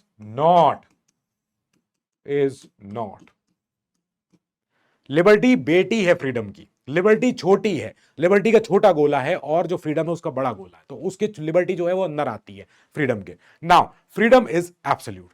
for example America में सेकंड अमेंडमेंट कहता है you have the right to bear arms, आप खुद को protect कर सकते हो। कैसे? उस कट्टे से, जो भी है वहां पे, जो भी गन वन मिलती होंगी, जो भी चीज होती है। सो इंडिया में वो चीज नहीं है। अब वहां पे क्या है? ये फ्रीडम वहां एब्सोल्यूट है। अब फ्रीडम दो तरह से भी हम देखते हैं, एक होती है एक होती है पॉजिटिव, एक होती है नेगेटिव। अब पॉजिटिव कैसी होती है? कि कुछ भी करने की आजादी, फ्रीडम टू डू दिस, और एक होती है कोई चीज से बचने की आजादी, फ्रीडम फ्रॉम कोई चीज बुरी चीज से, यानी कि नेगेटिव क्या है, कंसर्न विद दोज एरियाज जहां पे individual life that should not be violated and it's freedom with zero external influence. कल को आपको उठा के ले गए और उठा के ले जा रहे हैं आपको डंकी रूट से ले जाते हुए यूरोप ले गए, तो यह क्या हुआ, आपके साथ हो गया ह्यूमन ट्रैफिकिंग। अब आप तो चलो चले गए किसी तरह गलती से बैठ के उस जहाज में, लेकिन जैसे आप उतरे आपने कहा अरे बाप रे आप कितना बढ़िया इटली है, यहाँ तो एकदम बढ़िया पिज्जा पास्ता, तो आप भले खुश हो गए कि आप बढ़िया जगह आ गए, इंडिया से एकदम निकल के वहां पहुंच गए इटली में, लेकिन ये क्या हुआ, ये आपके साथ एक एक्सप्लॉयटेशन हो गया, ये क्या आपके साथ ह्यूमन ट्रैफिकिंग हो गई। सो ये भले ही गलत हुआ आपके साथ, लेकिन चलो अंत अच्छा हुआ, आपका इटली पहुंच गए आप। नाउ एक होती है पॉजिटिव लिबर्टी। तो ये पॉजिटिव लिबर्टी क्या होती है, कोई भी काम अच्छा करने की जिससे कि बेहतरी हो, concern with social behaviour of individual and it's freedom with certain restraints from society या सरकार। क्या आपको आजादी है कोई चीज कर डालने की, कर दो, क्या कर दो, कोई फ्रीडम ऑफ स्पीच है, फ्रीडम ऑफ एक्सप्रेशन है, फ्रीडम टू मूव है, फ्रीडम टू यहां वहां जाने की आजादी है, और भाई कहीं बसने की आजादी, कहीं भी रह लो आप जाके। अब ये क्या है, ये सब आपकी आजादियां हैं। अब आपको करना है बराबर बाकियों के, इक्वालिटी। कैसी equality, equality of status and equality of opportunity. तो पर अपॉर्चुनिटी देख लेते क्या है, अपॉर्चुनिटी मतलब adequate opportunities for all without discrimination. UPSC का एग्जाम है ना, अब यूपीएससी की कोचिंग और तैयारी एक समय को छोड़ दो, लेकिन यूपीएससी का एग्जाम तो ऐसा है ना, आप सबके लिए है। ऐसा तो नहीं है कि आपको कल को कोई कह दिया जा रहा हो कि तुम नहीं भरोगे यूपीएससी का एग्जाम, ये कोई नहीं बोलेगा आपसे। हाँ भले आप पाता बोल रहे हो, अलग बात है, लेकिन आप भर सकते हो ना। 100 रुपए का फॉर्म आपको फीस देके आपको आपका फॉर्म भरने की आजादी है, तो आप इक्वल हो सबके लिए, आपको अपॉर्चुनिटी दी जा रही है। अगर आप टॉप मार गए तो आप रैंक 1 आ जाओगे, आपको आईएएस कैडर मिल जाएगा। Now absence of special privilege, किस किस की, कोई राजे रजवाड़े हैं जिनके नाम के आगे लिखा हुआ है कि प्रिंस फलाने जो भी हैं, तो उनकी स्पेशल प्रिविलेज पहले हुआ करती थी, अब नहीं है। अब कोई सेक्शन ऑफ सोसाइटी को कोई प्रिविलेज, कोई स्पेशल कुछ भी तरीका उनको नहीं है। इकोनॉमिक इक्वालिटी, ये हमारा डीपीएसपी है। क्या, equal right to adequate means of livelihood and equal pay, किसके लिए, for equal work for men and women. अब महिलाएं हैं, औरतें हैं, काम करती हैं, तो ये जो औरतें जब काम करती हैं इनके साथ प्रॉब्लम है कई सारे इंडस्ट्रीज में, कई सारे सेक्टरों में, चाहे वो बॉलीवुड हो, चाहे वो फिल्म इंडस्ट्री कह लो, चाहे आप डॉक्टर मेडिसिन लाइन कह लो, चाहे आप कोई और लाइन चुनो जिसमें आपको लग रहा हो कि महिलाओं को जो है पैसे कम मिलते हैं सेम काम करने के। तो अब ये तो कई बार बॉलीवुड में तो कई बार लोगों ने बोला है, हीरोइनों ने बोला है कि साहब देखो हम सेम एक्टर हैं, ये और वो, मेरा इनका रोल सेम टाइम का होता है, सेम घंटे के लिए हम पिक्चरों में हैं, दिख रहे हैं, लेकिन मुझको पैसे कम मिलते हैं, इनको ज्यादा मिलते हैं। तो अब उसके लिए ये क्या होता है, प्रोड्यूसर कहता है कि साहब मैं तो पैसे उसको दूंगा जो मेरे लिए ज्यादा टिकट बिकवाएगा, जिसको देखने के लिए ज्यादा लोग आएंगे। तो अब अगर महिलाओं को देखने आ रहे हैं लोग तो फिर सही बात है, फिर महिलाओं को मिलेगा, लेकिन अगर पुरुषों को देखने के लिए आ रहे हैं तो फिर पुरुषों को ज्यादा मिलेगा। ये प्रोड्यूसर का कहना होता है, कैपिटलिस्ट वर्ल्ड, कैपिटलिस्ट सोसाइटी। लेकिन संविधान कहता है अगर सेम तरीके की नौकरी है, आप आईएएस हो और आपकी महिला मित्र भी आईएएस है, तो अब जो महिला मित्र है वो आईएएस है, ये दोनों के दोनों, आप दोनों बढ़िया कहीं भी जाके नौकरी कर रहे हो, आपकी पगार सेम रहेगी अगर आप सेम रैंक पे हो तो, ठीक है ना। ये पॉज क्यों हो गया, ये एक बार देख लें इसको।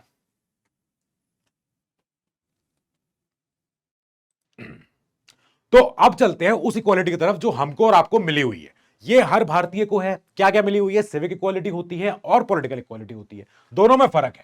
ये क्या है साहब, ये है सामाजिक, इसको हम कहते हैं सिविक, मतलब सोशल लाइफ में हमारे आपके जरूरत के लिए क्या क्या चाहिए। सबसे पहले मेरी और आपकी बराबरी, कि आप एक स्टूडेंट, मैं एक टीचर, अगर कल को मेरा आपको दिया हुआ कोई प्रॉमिस अगर पूरा नहीं हो रहा है तो you can take me to court, कि नहीं साहब देखो सर ने बोला था पढ़ाने को लेकिन नहीं पढ़ाए। दैट मींस ऐसा नहीं हो सकता कि मैं कोई इम्यून हूं कोई कानून से, मेरे ऊपर भी कानून लग रहा है, तुम्हारे ऊपर भी कानून लग रहा है। ये हो गई हमारी इक्वालिटी बिफोर द लॉ, हम लोग लॉ के सामने बराबर है, मैं और तुम। अब आर्टिकल 15 कहता है कि किसी में दो भारतीयों के बीच में भेदभाव नहीं होगा और कोई डिस्क्रिमिनेशन नहीं होगा ऑन दीज ग्राउंड्स। कौन से ग्राउंड्स, आपके धर्म के नाम पे, आपके रेस के नाम पे, रेस मतलब यहां कोई भागदौड़ नहीं, रेस मतलब आप किस नस्ल के हो वो, फिर कास्ट जात के नाम पे, आपके सेक्स या आपके लिंग जो है उसके नाम पे, या आप कहां पैदा हुए थे इस नाम पे, आपके साथ भेदभाव नहीं होगा। फिर equality of opportunity in public employment, सरकार आपको इक्वालिटी देती है, बराबरी देती है, एक 100 रुपए का फॉर्म देती है भरने को, चाहे वो इंजीनियर हो, चाहे वो कोई डॉक्टर हो, चाहे कोई और कॉमर्स का सीए, कुछ भी हो सकता है, वो व्यक्ति सेम फॉर्म भरता है, उसका सेम एग्जाम होता है, उस एग्जाम के बाद वो उसको मिलती नौकरी, अगर वो टॉप कर जाए तो। नाउ इसके बाद एबॉलिशन ऑफ अनटचेबिलिटी, कि छुआछूत नहीं हो सकती। ये एक प्रॉब्लम थी देश में जो पहले बहुत ज्यादा थी, अब इस प्रॉब्लम को संविधान ने लिख दिया कि इम्पॉसिबल है, अगर ये हुआ तो ये नहीं होना चाहिए, और अगर ऐसा होता है तो ये पनिशेबल होगा बाय लॉ। इसके लिए फिर बाद में एक्ट बने हैं कई सारे, प्रिवेंशन ऑफ एट्रोसिटीज, ये एक्ट बना इसके लिए proper, prevention of atrocities atrocities, कि किसी के ऊपर भी अत्याचार नहीं होगा against schedule caste, schedule tribes या कोई भी और कोई भी क्लास के। अगर अगर कोई व्यक्ति कहता है कि साहब मेरे साथ इस व्यक्ति ने जो है भेदभाव किया, छुआछूत किया, तो वो उस व्यक्ति को जेल होगी। नाउ फिर है एबॉलिशन ऑफ टाइटल्स, कि अब कोई भी राजा, नवाब, ये लोग नहीं है। आपका जो टाइटल है वो टाइटल अब आपसे लिया जा रहा है, जो अंग्रेजों ने दिया था या आप अंग्रेजों से पहले मुगलों ने आपको दिया था, अब वो नवाबशाही बंद हो गई है। अगर टाइटल आपका कुछ ऐसा है, डॉक्टर, या आपका टाइटल है कोई आर्मी में ब्रिगेडियर मान लो, तो आप लगा सकते हो। बस मिलिट्री टाइटल आपको अलाउड है रखना।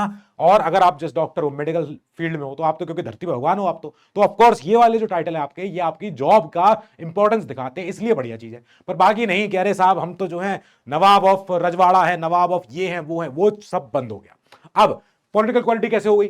आर्टिकल 325, हर कोई व्यक्ति को अधिकार है अपना नाम जनरल वोटर लिस्ट में पाने का। No one is ineligible for inclusion, कोई व्यक्ति इंक्लूड होने से वंचित नहीं हो सकता है, only on these grounds of religion, race, caste या सेक्स। ठीक है। अब लोकसभा के और स्टेट की विधानसभाओं के जो चुनाव होंगे, वो चुनाव कैसे होंगे? यूनिवर्सल एडल्ट फ्रेंचाइज पे। हर व्यक्ति जो एडल्ट है, 18 साल से ऊपर है, उसको अधिकार है क्या? वोट देने का, अगर वो वोटर लिस्ट से बाहर नहीं रखा गया है तो। कब रखे जाओगे? कोई आप बड़ा ही ऐसा कांड कर दो कि आपको जेल में रखना पड़े कि आप वोट नहीं दे सकते भैया, तो दैट मींस आप सोसाइटी से बाहर रखे जाने वाले व्यक्ति रहे हो, तो आपको वोट देने का अधिकार क्यों दिया जाए? क्योंकि आप तो ऐसे व्यक्ति हो जिन्होंने ऐसा काम किया कि आप तो समाज से बाहर हो। सो ये इक्वालिटी आपको संविधान के प्रियम्बल में दिख जाती है कि ये है। इसके बाद आते हैं फ्रैटर्निटी पे, that means brotherhood, that means harmony, that means भाईचारा, दैट मींस दोस्ती यारी, या हम कहते हैं ना भाईचारा ऑन टॉप, तो ये वो है। कैसे कैसे? ब्रदरहुड ऑन टॉप कैसे कैसे होगा? हम और आप एक ही भारत के नागरिक हैं, एक ही भारत है, उस भारत में कितने सारे 28 स्टेट्स होने दो, लेकिन चाहे आप यूपी में रहो, राजस्थान में रहो, कर्नाटक में रहो, मैं और आप, हम भारत के ही नागरिक हैं। और इस वजह से क्या चलती है हमारी और आपकी? एक भाईचारा। हम जब कहीं बाहर जाते हैं विदेश में, जब हम कहीं लंदन में घूम रहे हैं, कनाडा में घूम रहे हैं, और एक दूसरे को जब हम देखते हैं दूसरे को कि ओ तुम भी देसी हो, हम भी देसी हैं, आओ हाथ मिलाओ, दैट मींस हम एक दूसरे को ऐसे ऐसे आइडेंटिटी जानते हैं, कौन सी? भारत देश के यहाँ के नागरिक होने की। नाउ फ्रेटर्निटी हमारी ये क्या है? वर्ड में सेंस में अगर समझो तो ये फ्रेटर्निटी क्या है? एक इंडिविजुअल की, एक सिंगल पर्सन की, चाहे वो कोई पर्सन हो, उसकी डिग्निटी, उसका आत्मसम्मान, उसका रहना, उसके वो बिकॉज ऑफ द रीजन कि वो इंसान है, उसके अंदर रिस्पेक्ट होनी चाहिए। मतलब भले ही आप किसी व्यक्ति को नहीं जानते हो, चाहे व्यक्ति वो कुछ भी करता हो, कूड़ा बीने, चाहे वो व्यक्ति की दुकान पे काम करे, चाहे व्यक्ति वो कुछ भी करता हो, वो व्यक्ति एक इंसान है, उस इंसान की एक डिग्निटी है, उसके एक ह्यूमन राइट्स हैं। इसीलिए हम पर्सनैलिटी ऑफ एवरी इंडिविजुअल को हम कहते हैं इट इज सेक्रेड, मानवाधिकार। ये जरूरी है क्योंकि हम और आप इंसान हैं, हम जंगल में नहीं रहते हैं। अब इसके साथ ही हम यूनिटी और इंटेग्रिटी ऑफ इंडिया बरकरार रखेंगे। ये ऐड हुआ था जब हमारा अमेंडमेंट हुआ था 1976 में, 42वां संशोधन। ठीक है, तभी हमने ये वर्ड ऐड किया था, इंटेग्रिटी ऑफ इंडिया। चलो ठीक है, बढ़िया है। अब आर्टिकल 51A में एक ड्यूटी है, एक ये ड्यूटी है हमारी हर नागरिक की, क्या? कि हम प्रमोट करेंगे हार्मनी, हम प्रमोट करेंगे स्पिरिट ऑफ कॉमन ब्रदरहुड।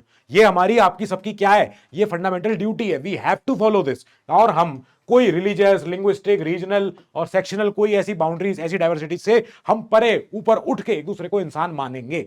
ठीक है। Dignity of individual is ensured in fundamental rights, DPSPs, fundamental duties. तीनों चीजों में, ये जो तीनों आगे जो आपके चैप्टर आएंगे, एफआर, डीपीएसपी, एफडी, ये तीनों के तीनों ही इंश्योर करते हैं जो हमारे प्रियम्बल में लिखा हुआ है, क्या? फ्रैटर्निटी को।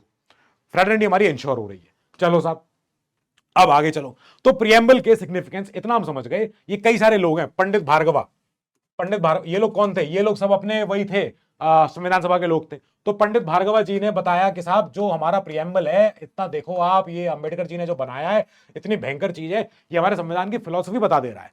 ये के एम मुंशी जी ने बताया कि हॉरोस्कोप है हमारे संविधान का, के एम मुंशी जी ने। तो अब ये क्या ये लोगों ने क्या बोला, ये सब लिख के, ये सब लोगों ने ये बताया कि कितनी बढ़िया बढ़िया चीजें हैं, प्रियम्बल को पढ़ने से समझ में आ जाती है। क्या क्या? It is the key to the mind of the constitution makers. ये कौन बोल रहे हैं? ये बोल रहे हैं इवोर जेनिंग्स ने बोला था ये। ठीक है, कि आप प्रियम्बल को अगर आप देख रहे हो तो आप संविधान निर्माताओं की माइंड्स समझ सकते हो कि वो लोग क्या चाहते थे।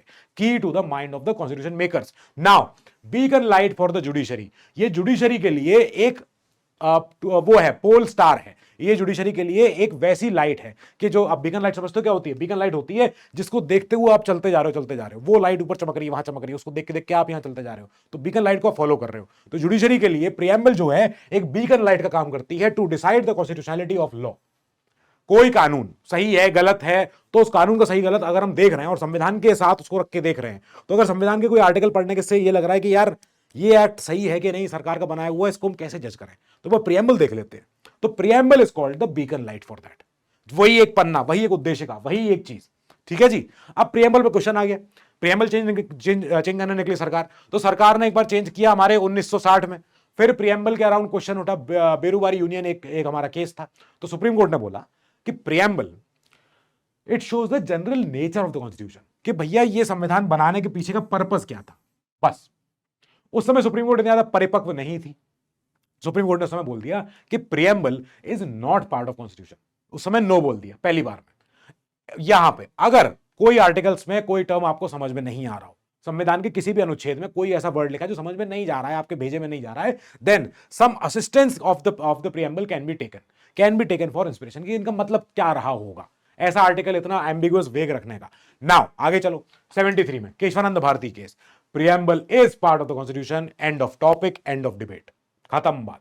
अब 1980 में, फिर 1995 में, फिर एलआईसी ऑफ इंडिया केस में सुप्रीम कोर्ट ने फिर बोला कि preamble is the integral part of the constitution, कोई चर्चा नहीं हो सकती, प्रियम्बल संविधान में ही है, संविधान के सबसे ऊपर है और संविधान का पार्ट है। नाउ प्रियम्बल कब बना था? जब पूरा संविधान पहले इनैक्ट हो गया, तब बाद में प्रियम्बल को अलग से इनैक्ट किया गया। क्यों किया गया? ताकि प्रियम्बल में वही सब बातें दिखें जो अगले 400 आर्टिकलों में होने वाली है।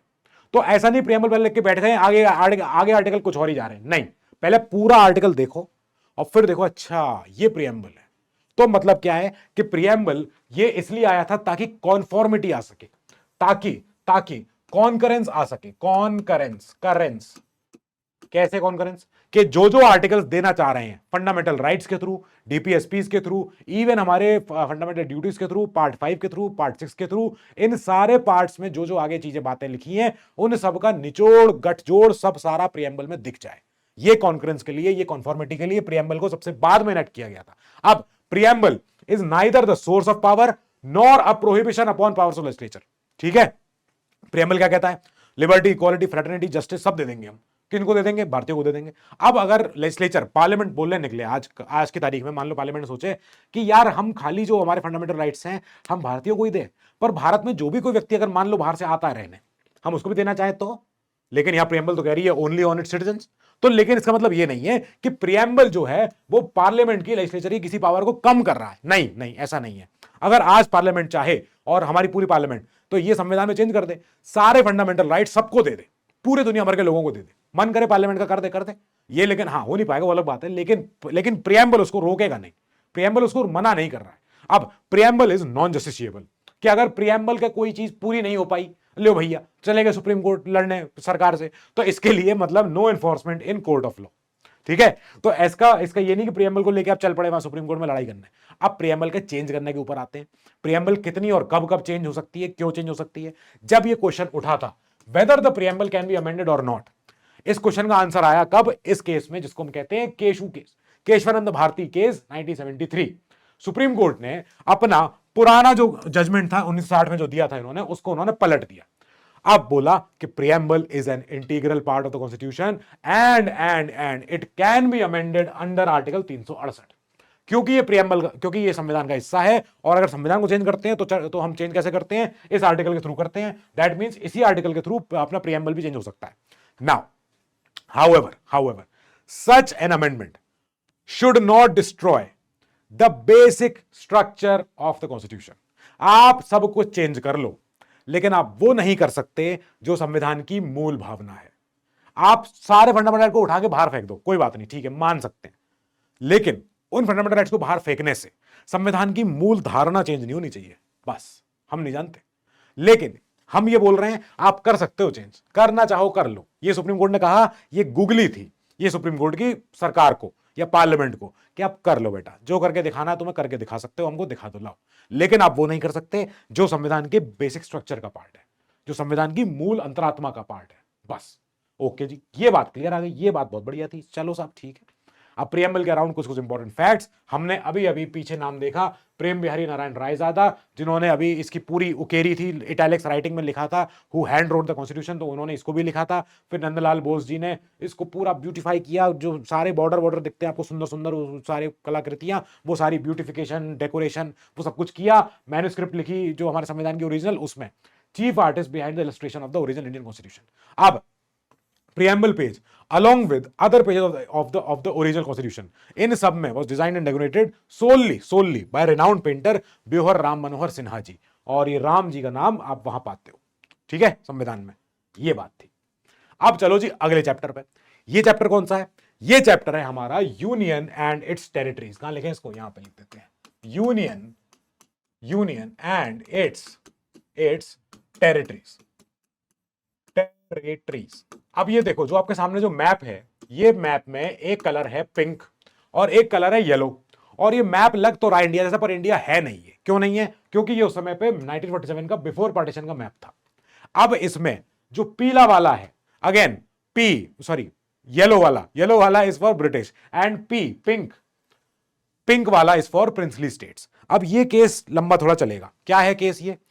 ये है कि ये हमारा देश का उस समय का हाल था। तो जो पिंक है, pink is princely states, princely states. यहां पर राजे रजवाड़े रहते थे। हैदराबाद का निजाम बैठा है यहां पे, देखो पिंक वाले एरिया में, उसका इतना एरिया है। फिर नीचे मैसूर किंगडम है, फिर नीचे उसके नीचे त्रावणकोर है, फिर उसके ऊपर इधर ईस्टर्न इंडिया है। ये भाई अंग्रेज लोग कहते थे कि ट्राइबल एरियाज है, ये हम नहीं जानते, पता नहीं कौन लोग रहते हैं यहाँ पे। तो अब इसके इधर यहाँ पे देखो हल्का सा सिक्किम बैठा हुआ है, अपना छोटा सा। फिर इधर अपना खासी स्टेट एक बच गया, फिर मणिपुर का एक किंगडम बच गया, ऐसे त्रिपुरा का एक अपना किंगडम बच गया, इधर उधर छोटे मोटे बचे रह गए। उधर जम्मू कश्मीर बैठा हुआ ऊपर खोपड़ी पे। फिर इधर ये राजपूताना, अजमेर, मेवाड़, ये सारे जितने हैं बीच के, फिर कच्छ हो गया हमारा, बलूचिस्तान स्टेट हो गया। तो ये सारे राजे रजवाड़े थे।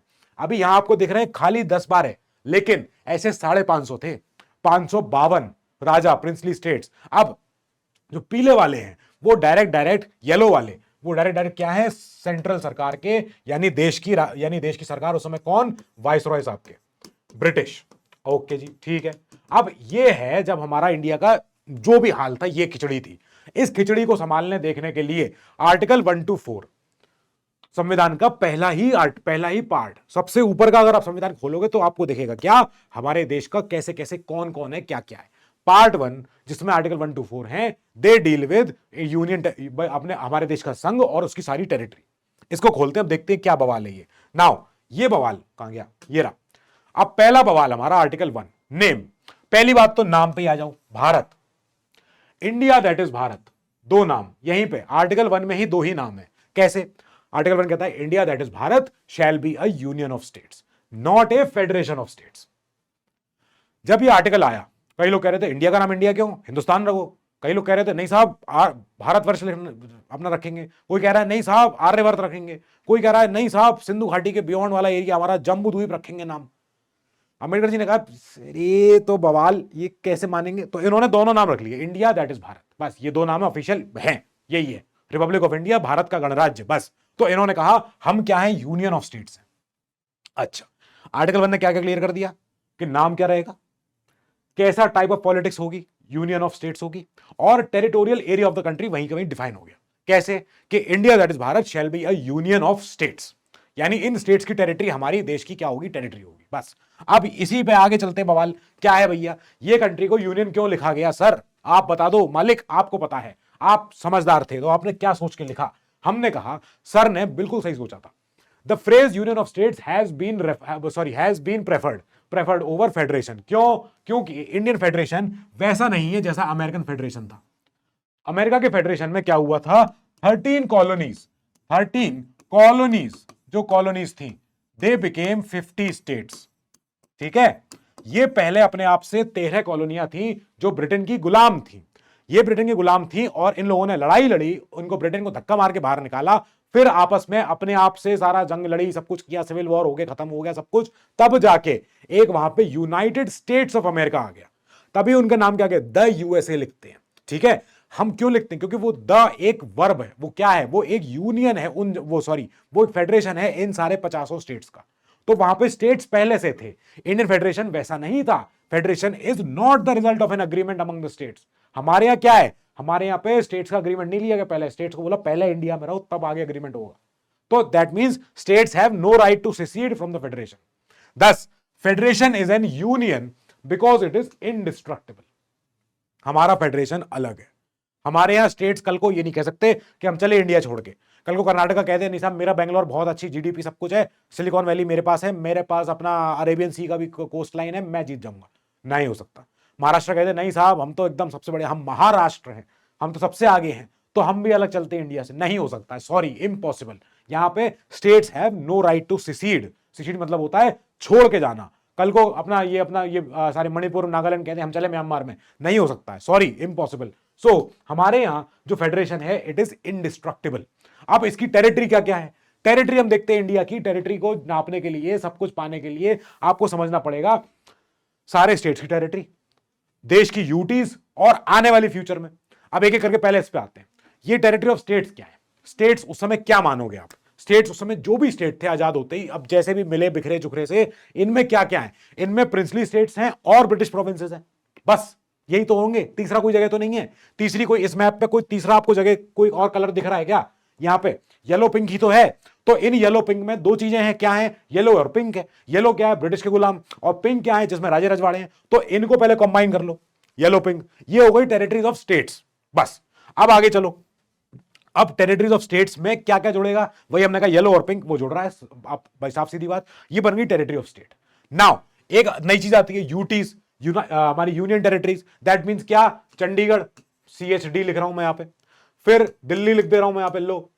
फिर इसके बाद और बताओ क्या लिखूं, अंडमान निकोबार, अंडमान निकोबार AN लिख दे रहा हूं, चलो हो गया।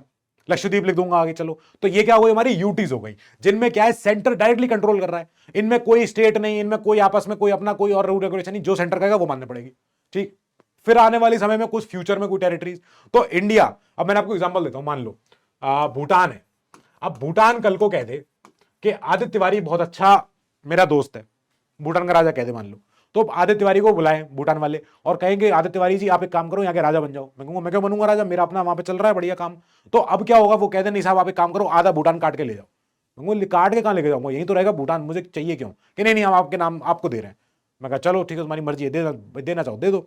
तो अब जो हाफ भूटान है, मान लो अगर वो मुझे मिल गया गिफ्ट में, हाफ भूटान, और वो मेरे नाम हो गया, फॉर एग्जाम्पल मैंने उसका नाम रख दिया आदित्य लैंड, ये मेरा आदित्य लैंड हो गया, इतना इतना हिस्सा। आधा भूटान जो सिक्किम से जुड़ा हुआ है, बढ़िया वाला एरिया है, वो उसको मैंने कह दिया ये बढ़िया सुंदर एरिया है, इसको मैं यहाँ बनाऊंगा, मैं एकदम पूरा टॉप में एकदम रिजॉर्ट बनाऊंगा, मोनास्ट्री बनाऊंगा, फलाना बनाऊंगा।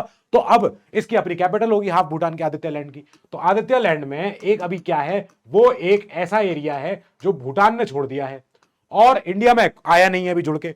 तो अभी क्या है, वो एक सॉवरेन स्टेट हो सकता है। लेकिन मान लो मैं इंडिया के प्राइम मिनिस्टर के पास आऊं, मैं कहूंगा मोदी जी बढ़िया चीज लाया हूं मैं। मोदी जी कहेंगे क्या, कि आधा भूटान ले आया मैं। बोलेंगे आधा भूटान ले आया मैं, हाँ दे रहे हैं, वो मुझे दे रहे हैं खाली। तो क्या, अच्छा ठीक है ले आओ ले आओ। तो अब क्या हुआ, मान लो उन्होंने, अब मान लो PM मोदी जी ने बोला कि इसको तो हमें इंडिया में लेना पड़ेगा। मैं कहूंगा हाँ ले लो आप इसको, पर मेरा नाम छोड़ देना उसमें, बस मेरा नाम रहने देना। तो बोलेंगे क्या चाहिए तुम्हें, मैंने कहा बस मेरा नाम रख देना, आदित्य प्रदेश कर देना उसको, कि हाँ ये हो सकता है। दैट मीन्स हमने क्या किया, हमने टेरिटरी एक्वायर कर ली फ्यूचर में कुछ आने वाली। तो भूटान का आधा काट के मान लो मैं गिफ्ट में लेके आया, आदित्य लैंड बनाया उसे, आदित्य लैंड को फिर मैंने आदित्य प्रदेश बना लिया। अब ये क्या बना, ये एक इंडिया में नया स्टेट जुड़ गया आके, तो ये आदित्य प्रदेश हो गया है, मान लेते हैं फॉर एग्जांपल। ऐसी कुछ खुशी वाली बात है नहीं, पर चलो ना। ये टेरिटरीज हम जो फ्यूचर में कैसे एक्वायर करेंगे, तो अब ये संविधान ही कहता है क्योंकि हम एक सॉवरेन स्टेट हैं, तो India can acquire foreign territories कैसे कैसे, according to the modes recognised by international law. जैसे जैसे अंतरराष्ट्रीय कानून में माना जाता है कि सही सिद्धांत क्या होंगे, कैसे कैसे। कोई अपना छोड़ रहा हो देश अपना, जैसे भूटान ने आधा छोड़ दिया अपना, ले लो भैया, following treaty, purchase, gift, lease या प्लेबिसाइट। तो इन तरीके से कोई अपना जमीन छोड़ सकता है, छोड़ दिया साहब। फिर हो सकता है ऑक्यूपेशन, जाके इंडिया कब्जा कराए वहां पे। अब मान लो आधे भूटान वाले सब कहते हैं नहीं साहब हम तो आदित्य सर के नीचे ही रहेंगे, तो अब क्या कर रहे हैं वो, मतलब मेरे ऑक्यूपेशन पे रहना चाह रहे हैं, मेरे ऑक्यूपेशन के नीचे जीना चाह रहे हैं, हिदर टू अनऑक्यूपाइड बाय या रिकॉग्नाइज्ड रूलर। कोई और रूलर को हरा के, कुछ भी करा के, कॉन्क्वेस्ट हरा दिया, एकदम घुटने पे लाके टिकवा दिया, या सब्जुगेशन, एकदम बिल्कुल हाथ जोड़ के घुटने पे बैठवा के बोला सॉरी बोल और अब आधा भूटान दे, तो ये भी हो सकता है। तो ये सारे तरीके हैं जो इंटरनेशनल लॉ में रिकॉग्नाइज्ड हैं। क्या तरीके हैं, पहले पहले सुनना ध्यान से।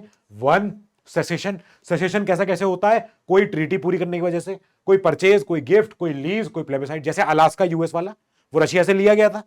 फिर दूसरा क्या है, ऑक्यूपेशन, तीसरा क्या है, कॉन्क्वेस्ट, चौथा क्या है, सब्जुगेशन। तो ये 4 तरीके हैं जिनसे क्या होता है, हम कोई नए तीसरे जगह को हम एक्वायर करते हैं, एक्विजिशन हो रहा है। ठीक है, India can acquire foreign territory. Now अब चलते हैं आर्टिकल 1 की धुलाई हो गई, पहले ही समझते हैं ये आर्टिकल 2, ये जो बात हो रही है टेरिटरी ऑफ इंडिया, इसमें ये जो बवाल है ये और कहां तक जाएगा। नाउ हमने अभी पीछे बोला टेरिटरी ऑफ इंडिया, इंडिया का क्षेत्रफल बहुत बड़ा है, is a wider expression than the union of India, than the union of India. क्योंकि ये यूनियन ऑफ इंडिया है, इसमें only states, while the former territory of India में includes not only just the states but also UTs and also territories जो आगे future में आ सकती है। ठीक है, पहला शेड्यूल जो हमारा है वो यही बात कहता है कि कौन से स्टेट्स हैं, कौन से यूटीज हैं, उनका टेरिटोरियल क्षेत्रफल कितना है, बाउंड्री कितनी है, कितने स्क्वायर किलोमीटर इनका कहां से कहां तक लैटिट्यूड वाइज लॉन्गिट्यूड वाइज कहां तक कौन सा स्टेट फैला हुआ है, they are mentioned in the first schedule. अभी क्या सिनेरियो है, 28 स्टेट 9 यूटीज अपनी चल रही है, आराम से जिंदगी चल रही है इनकी बढ़िया। नाउ चलो आगे, अब आर्टिकल 2 पे आओ, ये आर्टिकल 1 की तो हो गई पिटाई। नाउ अब आर्टिकल 2 पे आओ, ये आर्टिकल 2 क्या बात कर रहा है, यहां बड़ी बड़ी बातें हो रही हैं। UTs acquire territory, they become the territory of the states of India. आगे चलते हैं इस पे, आर्टिकल 2 क्या खोलना चाह रहा है, क्या कहना चाह रहा है हमसे। अब आर्टिकल 2 ने 2 बातें बोली बहुत इंपॉर्टेंट, क्या कि only parliament has the power to admit into the union of India new states. ठीक है, also it has the power to establish new states. सुनो ध्यान से, पहला वाला जो दोनों चीज अलग अलग है, ये आर्टिकल 2 बहुत इंपॉर्टेंट है। आर्टिकल 2 क्या कहता है, the first it refers to, ये अपना पहला वाला point, into the admission of states, वो states which are already in existence, while the second refers to ऐसे establishment of some states which were not in the existence before, जो कभी थे ही नहीं। ठीक है, जैसे आज की तारीख में यूपी, अगर यूपी के 2-3 टुकड़े करने निकले हम, पूर्वांचल, पश्चिमांचल, बुंदेलखंडी एरिया, तो ये क्या एरियाज हैं, ये अगर मान लो आगे चल के इनकी डिमांड्स है, क्योंकि इन एरियाज को कहना ही साहब हम तो आजाद होंगे पूरे यूपी से अलग, अगर ये एरियाज कहें और पार्लियामेंट मान जाए, ओनली पार्लियामेंट मानेगी पहले, सेंटर, इसमें सेंटर को सुननी ही नहीं स्टेट क्या चाहता है, अगर जनता उससे ज्यादा खुश हो रही हो और पार्लियामेंट एग्री कर रही हो उस बात पे, तो यूपी का पूरा टुकड़ा सारे सब चीज निकाल सकते हैं। कैसे कैसे, हम खाली जैसे पूर्वांचल प्रदेश आज की तारीख में जैसा कुछ नहीं है, पर अगर निकल आए तो मिथिलांचल जो भी बोल लो उस रीजन को, फिर बुंदेलखंडी एरिया, ये अपना ग्वालियर मुरैना ये वाले जो एरिया होते हैं, ये जो अपने झांसी वाला एरिया हो गया, फिर एक हो गया पश्चिमांचल हो गया, तो ये एरियाज में क्या क्या अपना ये अपना मेरठ, अपना सारा हापुड़, अपना सारा जो हमारा क्या है ये सब अपना बागपत, ये सारे एरिया आ जाते हैं, तो ये क्या है हमारा पश्चिमांचल हो गया। तो अब ऐसे ये कोई एरियाज अभी नहीं है, ऐसे कोई स्टेट नहीं है, तो एस्टेब्लिशमेंट ऑफ न्यू स्टेट्स जो कि अभी तक नहीं थे। तो अब दोनों पे एक्सपेरिमेंट करना है, दोनों पे समझनी है कहानी क्या है। Now parliament's power to reorganize the states, India is rightly called why so, क्या देखते हैं जरा कैसे कैसे ये ऐसा क्यों है, क्योंकि आर्टिकल 3 क्या कहता है, पार्लियामेंट का पावर क्या है, नया स्टेट पैदा करना, स्टेट का साइज छोटा बड़ा करना, स्टेट की बाउंड्री आगे पीछे कर देना, फिर स्टेट का नाम भी बदल डालना, alter the boundaries, alter the name, increase decrease the size and create a new state, दोनों चीजें। अब कैसे कैसे हो रही भाई, क्या क्या हो रही है। आर्टिकल 3 क्या कहता है कि अगर कोई ऐसा कानून लाना है, किसी स्टेट के बारे में उसके चीथड़े करने हैं, तो कर सकते हो आप, लेकिन कैसे आएगा, राष्ट्रपति की रिकमेंडेशन से पहले नहीं आ सकता। राष्ट्रपति रिकमेंड करेंगे पार्लियामेंट में ऐसा बिल पेश करो। दैट मींस अगर मैं अपने बारे में बात करूं, ठीक है सही है, मैं आदित्य लैंड को लेके आ रहा हूं और आदित्य लैंड अभी मेरे नाम से आ गई है, लेकिन अभी आदित्य प्रदेश नहीं बनी है वो, तो अभी आदित्य लैंड क्या है, एक बाहर की टेरिटरी है जो इंडिया का पार्ट नहीं है। अभी मैंने पीएम मोदी जी से मीटिंग करी और मीटिंग करके मैंने कह दिया सब आदित्य लैंड आ रहा है। पीएम मोदी जी ने कहा इसके लिए मुझे क्या करना पड़ेगा, पहले मुझे राष्ट्रपति जी को बोलना पड़ेगा कि राष्ट्रपति जी आप एक रिकमेंडेशन दो यहां पे, कहां पे भैया, पार्लियामेंट में दे दो आप।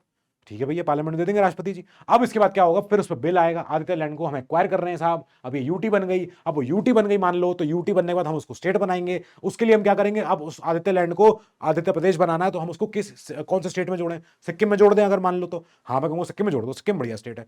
तो अब सिक्किम का एरिया बढ़ाया जा रहा है। ठीक है, अब जो आदित्य लैंड है, आदित्य लैंड अगर मैं इसको सिक्किम में जोड़ रहा हूं, Aditya land plus Sikkim, that means Sikkim जो ऑलरेडी एग्जिस्टिंग स्टेट है उसका साइज बड़ा हो रहा है। अब ऐसे में सिक्किम कहते नहीं नहीं नहीं, हमारा जितना एरिया हम बहुत अच्छे हैं। ऐसे में राष्ट्रपति बोलेंगे, पार्लियामेंट बोलेगी, सिक्किम आवाज नहीं है मुंह से, हमें करना है हम कर लेंगे, हमें पता है क्या करना है। बिफोर रिकमेंडिंग दिस बिल, ऐसा बिल को पार्लियामेंट में पेश होने से पहले president has to refer the same to the state, उस स्टेट को भेजा जाएगा सिक्किम को कि देखो भाई तुम्हारी मर्जी क्या है, सिक्किम क्या चाहती है। अब सिक्किम अपने आप कौन बताएगा, सिक्किम के लोग बताएंगे? नहीं, सिक्किम की विधानसभा बताएगी। ऐसे में स्टेट के लेजिस्लेचर को बोला जाएगा कि आप बताओ आपकी मंशा क्या है। कंसर्न, इसको बोला, जो भी स्टेट कंसर्न है उसको बोला जाएगा for expressing its views. Now यहीं पे गेम है, प्रेसिडेंट और parliament in case of both is not bound by the views of the state legislature. नहीं, इट मे आइदर एक्सेप्ट और reject them even if the views are received in time. चाहे समय पे दिए हो चाहे नहीं दिए हो, फर्क नहीं पड़ता है, अगर पार्लियामेंट को वो करना है तो कर देंगे, खत्म बात। Now in case of UTs, अगर वो यूटी ही आदित्य लैंड ही था, वो आदित्य लैंड को हमने एक्वायर कर रखा है, अभी वो यूटी बन रखा है, अब यूटी से पूछने की जरूरत नहीं है, कोई नहीं पूछ रहे। UTs, no reference need to be made to the legislature to ascertain its views. That means parliament can redraw the map of India according to its will, जैसे चाहे आगे पीछे कर दें उस मैप का हाल, कोई कुछ नहीं कह सकता, कुछ नहीं हो सकता। अब आर्टिकल 2 और 3 में difference. Article 2 relates to admission या establishment of new states that are not part of the union of India.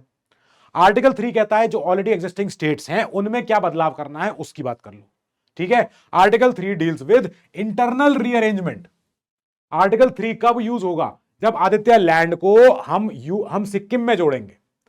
अब आर्टिकल 2 कब यूज होगा, जब हम आदित्य लैंड को इंडिया में जोड़ेंगे। तो आर्टिकल 2 पहले आएगा, फिर आर्टिकल 3 आएगा। अब रीएडजस्टमेंट जब हो गया उस स्टेट का, उसको अंदर हमने भर लिया अपने उसमें, अपने पूरे कॉन्स्टिट्यूएंट स्टेट से जब हमने बात कर ली, आगे सिक्किम से पूछ लिया, अरुणाचल से पूछ लिया, नीचे वाले आसाम से पूछ लिया कि भाई तुम्हारे मन में भी कुछ हो तो बता देना। तो अब ऐसे केस में हम उन स्टेटों से पूछेंगे कि तुम्हारी मंशा क्या थी। स्टेटों ने कहा हाँ कर दो, जो करना कर दो। पार्लियामेंट ने कहा बस हमें सुननी थी, हम करेंगे भाई जो हमारे मन में है। सो अब ये क्या हो रहा है, ये उन स्टेट्स का काम हो रहा है जिनको अभी पैदा होना है। नाउ अब आर्टिकल 4, आर्टिकल 4 कहता है कि कोई भी अमेंडमेंट जो आप ला रहे हो इस आर्टिकल 2 और 3 के लिए, वो आर्टिकल 368 में अमेंडमेंट नहीं माना जाएगा। बस सिंपल बात है, दैट मींस सिंपल मेजॉरिटी से पास हो जाएगा, सिंपल मेजॉरिटी से पास हो जाएगा। ये फेडरल फीचर है, यूनिटरी फीचर है, बस ये बता दो मुझे, ठीक है। आर्टिकल 4 क्या कहता है कि in order to implement article 3 या आर्टिकल 2 कोई सा भी, parliament do not need any constitutional amendment. या कंस्ट्रक्शनल लिखा हुआ है पर नहीं, इट मींस कॉन्स्टिट्यूशनल, ठीक है।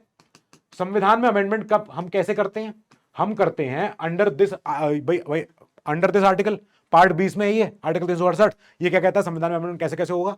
अब आर्टिकल 4 यही बात बोल रहा है कि आर्टिकल 2 और 3 के लिए अगर आप कोई कानून लेके आ रहे हो तो वो आर्टिकल 368 वाला अमेंडमेंट नहीं माना जाएगा। आराम से करो, सिंपल मेजॉरिटी पास कर दो, उसको डन कर दो, ठीक है। Such laws can be pass by simple majority and by a ordinary legislative process, that means it is independent या it is secure from the scrutiny of article 368।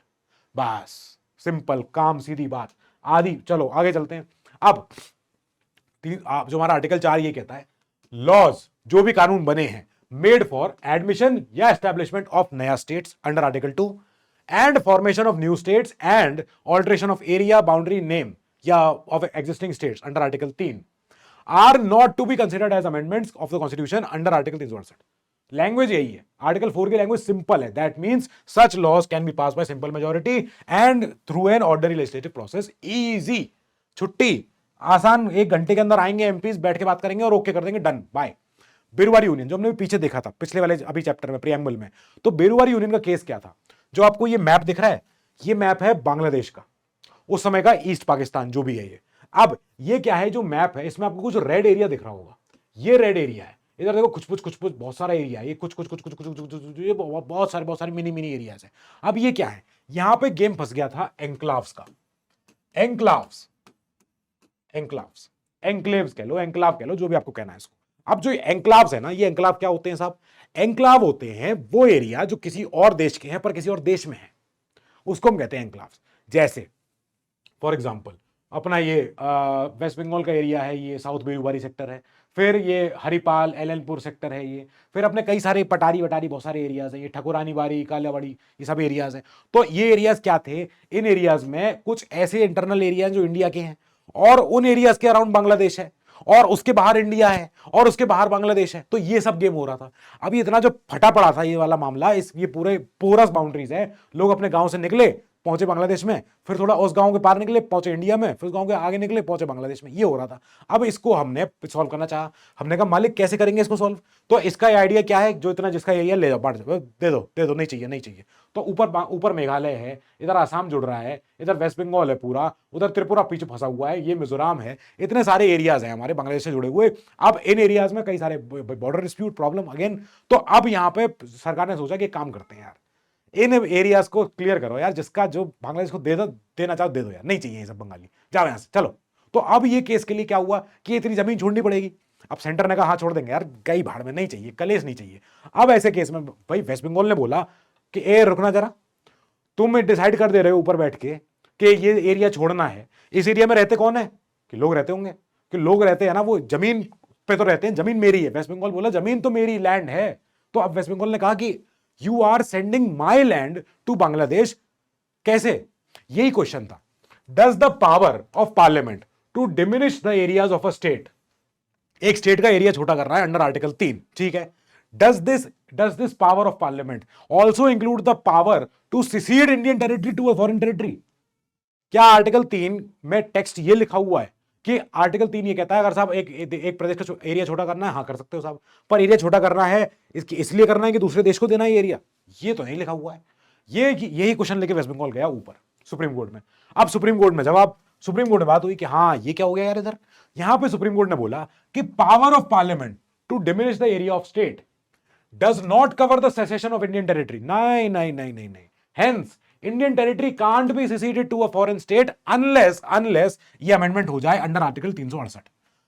अब नेहरू जी ने बोला ठीक है भैया कर देंगे, ये भी कर देंगे, मत करो ज्यादा फॉर्मेलिटियां, लो करा लो। नाइन्थ सीए आ जाता है 1960 was enacted to transfer the said territory to Pakistan, east Pakistan जो भी है वो। 9th सीए ले आए, पूरा अंडर आर्टिकल 368 पूरा चेंज किया। अब बता बेटा, अब वेस्ट बंगाल बोल। वेस्ट बंगाल हाँ अब नहीं बोला, ठीक है, पर टाइम वेस्ट कर दिया आपका, बस इतना ही चाहिए था मुझे, ये आइडिया होगा। चलो नाउ फिर सुप्रीम कोर्ट ने अगेन फिर बोला अपने, अब और 10 साल बाद सुप्रीम कोर्ट ने बोला कि सेटलमेंट ऑफ बाउंड्री डिस्प्यूट, क्योंकि बाउंड्री डिस्प्यूट था वो between India and another country, does not require constitutional amendment. जो पहले आपको करना पड़ा अब जरूरत नहीं है, अगर आपको बाद में चेंज करना हो कर लेना यार, बाउंड्री डिस्प्यूट था, सॉल्व करना था, आपने दे दी जमीन। ये अब जो वेस्ट बंगाल ने प्रॉब्लम करी थी अब दोबारा नहीं आएगी, डोंट वरी। प्रॉब्लम देख रहे हो आप कितनी भयंकर प्रॉब्लम थी ये। तो ये टेरिटरीज अब जाके सेटल हो पाई हैं 2015 में, ये जो अमेंडमेंट हुआ है, ये 100th कॉन्स्टिट्यूशनल अमेंडमेंट। जब मोदी सरकार आई तो इन्होंने सबसे पहले देखा कि क्या बवाल कहां कहां फैला पड़ा है, क्या हो गया इधर। तब उस समय पे बात हुई कि ये पहले तो ये बाउंड्री ये सब ये ओके करो यार, इसको ये सही करो इसको इधर को। अब ये ऊपर न्यू जलपाईगुड़ी है, एनजेपी कहते हैं इस जगह को, ये हमारा कूच बिहार है, वेस्ट बंगाल है, एरिया देख रहे हो आप जरा। तो 111 इंडियन एनक्लेव इन बांग्लादेश, जो बांग्लादेश में जो एरिया है बांग्लादेश को दे दिए, जाओ नहीं चाहिए भाड़ में जाओ। अब जो 51 बांग्लादेश के एनक्लेव है जो इंडिया में है, तो हमने कहा अभी हमारे अंदर है, हम इसको जहां जो है हम बॉर्डर सील कर रहे हैं, अब इधर का इधर उधर का उधर। लोगों से पूछ लो लोगों को क्या चाहिए, इधर रहना है तो इधर आ जाओ चुपचाप, उधर रहना है तो उधर चले चुपचाप, फिर मत आना जाना बस। तो enacted to give effect to the acquiring of कुछ territories, certain territories by India and transfer of certain territories to Bangladesh. काम खत्म, in pursuance of agreement and its protocol entered into between those two governments of India and Bangladesh. ये हुई थी। ये enactment इसीलिए आया था ताकि जो अग्रीमेंट हो रखा है उस अग्रीमेंट को पूरा किया जा सके। For these purposes the amendment, इस अमेंडमेंट ने क्या किया, 100वें अमेंडमेंट ने कुछ प्रोविजन चेंज किए थे रिलेटिंग टू टेरिटरीज ऑफ कौन से 4 स्टेट्स, हमारे असम, वेस्ट बंगाल, मेघालय, त्रिपुरा, जिनके टेरिटरीज आगे पीछे बट रहे थे इन the first schedule of the constitution. Clear बात है, ये सॉरी ये हुआ था। अब चलो जरा एक बार इस पे जो हमारे प्रिंसली स्टेट जो हमारे नाच रहे थे इधर, तो प्रिंसली स्टेट्स ने कुछ बवाल शुरू किए, हमेशा ये वही रहे हमेशा बवाल। इन्हें अपने राजमहल के आगे पीछे इन्हें नहीं पता कुछ भी, ये नहीं है राजे रजवाड़े की जनता की फिक्र हो रही है। इन्हें ये पूछो इनसे कि इनकी टोपी और इनका ये जो सूट वूट पहने हैं वो बचा रहेगा कि नहीं। तो इस समय जो इंडिया का इंडिपेंडेंस वाला हाल था, इस मैप पे जरा फोकस करो क्या हो रहा है यहाँ पे। अब India comprise of 2 categories of political units, कैसे कैसे, या तो ब्रिटिश के गुलाम वाले पीले area under the direct rule of the British सरकार, या princely states under the rule of native princes but subject to paramountcy of British crown. भले ही वो राजा रजवाड़ा अपना दुकान चला रहा अपना महल बैठ के, लेकिन वो जानता है कि ये जो बगल में जो पीला वाला एरिया है, ये वाले आ जाएंगे किसी दिन अंग्रेज और ये पूरे मुझे उठा के चौराहे पे टांग देंगे। तो चुपचाप अपने आप को मानता था कि हाँ माई बाप आप ही हो, जो भी हो। अब इन 550 ये 550 प्रिंसली स्टेट्स हैं, इनमें ये सब धीमे धीमे चुपचाप चाटे खा के अपने आप अंदर आ गए, लेकिन 3 थे, 3 नहीं माने, remaining 3 they refuse to join India. और हंसी हो इनके साथ, फिर बेइज्जती हो गई इनकी सबकी। हैदराबाद, जूनागढ़, कश्मीर, जूनागढ़ के नवाब, जूनागढ़ के राजा अपने कुत्तों को लेके चले गए पाकिस्तान। जूनागढ़ पूरा यहीं पे है, उनकी बीवियां यहीं पे हैं, नहीं छोड़ के चले गए, अब मैं और मेरे कुत्ते हम जा रहे पाकिस्तान। जाओ बेटा जाओ जाओ जाओ, वहीं रहो जाओ। फिर हैदराबाद, हैदराबाद ने कहा था मैं तो अलग हूं, मैं तो हैदराबाद हूं। पटेल जी ने कहा दोबारा बोलियो, फिर ये बात हैदराबाद को सॉल्व किया गया। उधर कश्मीर, कश्मीर ने कहा कि ओहो हमारा मौका आया बोलने का, हम बोलेंगे, तो हम ना इधर जा रहे ना उधर जा रहे। पटेल जी ने कहा सोच लो, सोच लिया, अभी पता चलेगा, रुक जाओ अभी अभी जब वो आएंगे ना इधर से साइड से, तो अपने आप भागे भागे आओगे। फाइनली ये स्टेट जुड़ गए। अब धार कमीशन, ये हुई बात शुरू। अब जैसा भी इंडिया हमारा आया, जैसा भी उसमें, अब इंडिया में कितने थे उस समय, 14-15 स्टेट थे बड़े बड़े। बॉम्बे स्टेट, मद्रास स्टेट, उस मद्रास स्टेट में कई सारे लोग थे जो तेलुगु बोलते थे, तमिल बोलते थे, कन्नड़ बोलते थे, इवन मलयालम बोलते थे, ऐसा मद्रास स्टेट था वो। और ये सारे अपने स्टेट हो गए इधर। अब इन स्टेटों में लोग उठने शुरू हुए, लोगों ने कहा कि इधर आना जरा, दिल्ली जरा देखना नीचे क्या कर रखा है तुमने।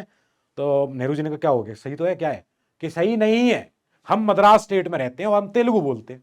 अब ये बात आई, there has been demand from different regions, particularly South India, for reorganization of कई सारे states on linguistic basis। भाषा क्या है हमारी, हम कौन सी लैंग्वेज बोलते हैं और किस स्टेट में डाल रखा है हमें। अच्छा ठीक है भैया, सरकार ने कहा क्या करें इसके लिए, सरकार तो लोगों ने कहा इसके लिए स्टेट नया बांटो, नया बनाओ, जो मद्रास स्टेट में से तेलुगु अलग करो रीजन, आंध्रा वाला रीजन अलग करो यार, तब मानेंगे हम तो। अब इसी के लिए सरकार ने एक कमीशन बनाया।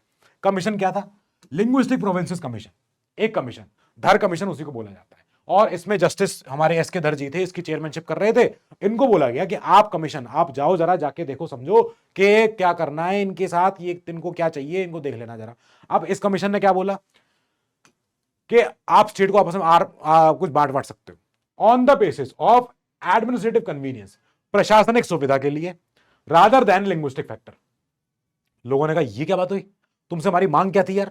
सरकार ने बोला तुमसे मांग क्या, मतलब ये तो तुम मांग रहे थे स्टेट बांटना है तुम्हारा, तो कमीशन क्या कह रहा है यार, कमीशन ने तो ये बता दी कि भाषा के आधार पर मत बांटो, और ये तो मांगा था हमने तुमसे। तो ऐसे केस में लोगों ने कहा कि नहीं नहीं नहीं नहीं, हम नहीं मान रहे।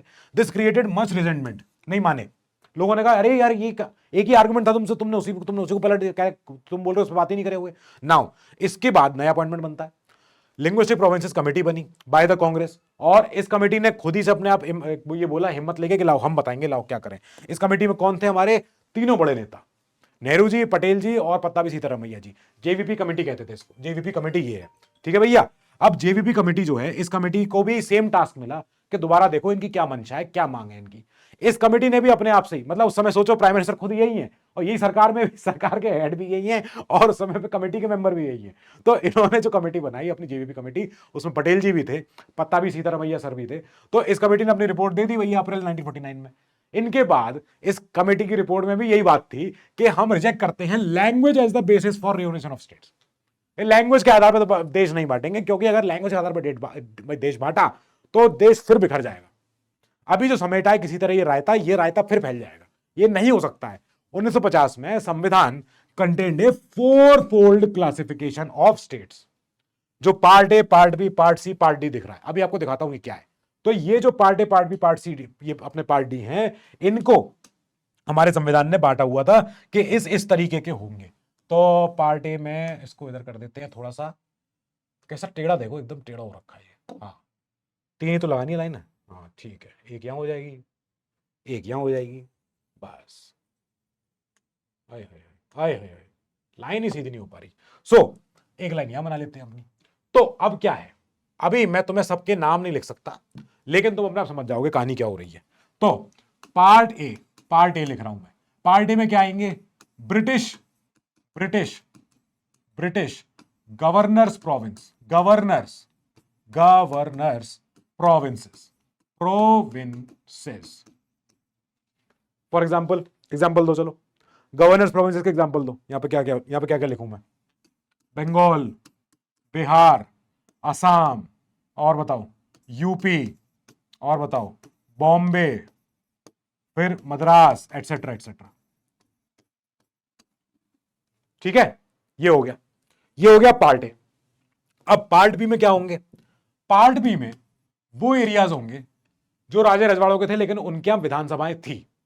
जैसे क्या क्या आपने बताओ, कोई और प्रिंसली स्टेट बताओ। हैदराबाद हो गया, हैदराबाद हो गया,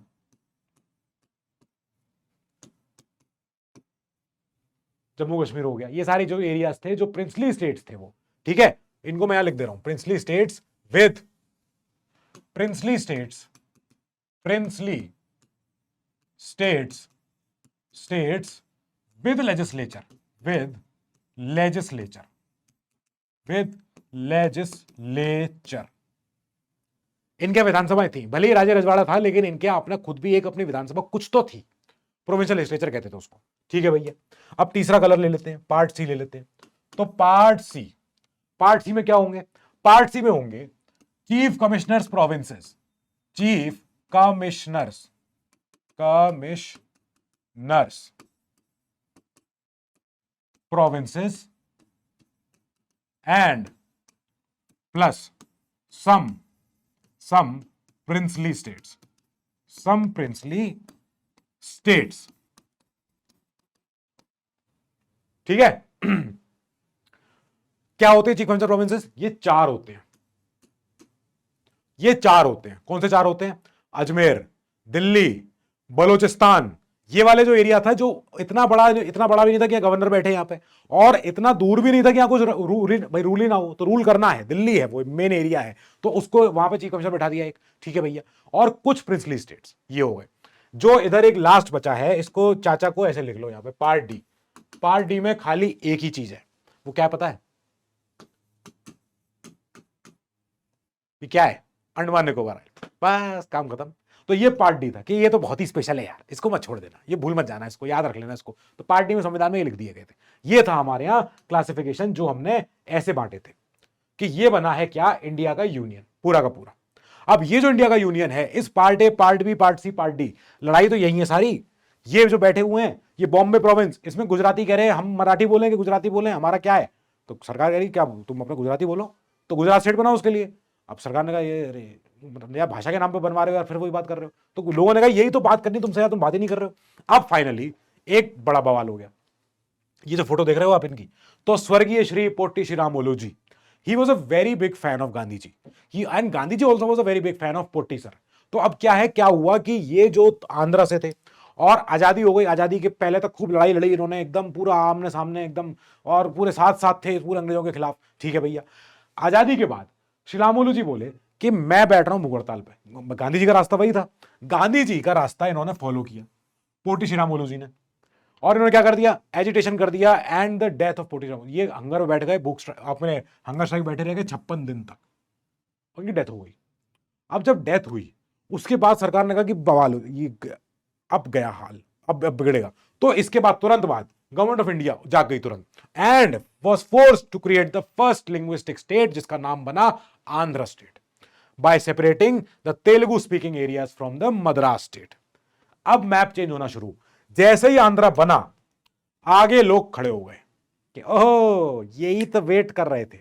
कई लोग कह ही रहे थे कि एक बन जाए बस, फिर तो हम ले लेंगे अपनी और आजादी।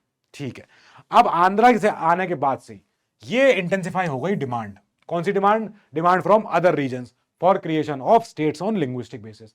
अब सरकार ने कहा फंस गए, ये बड़ा नाटक हो गया, पहले ही कर देना चाहिए था, लेकिन माने नहीं हम। Now this forced the government of India to appoint another commission, a three-member States Reorganization Commission, SRC बोलते हैं इसको, under the chairmanship of Justice फजल अली जी।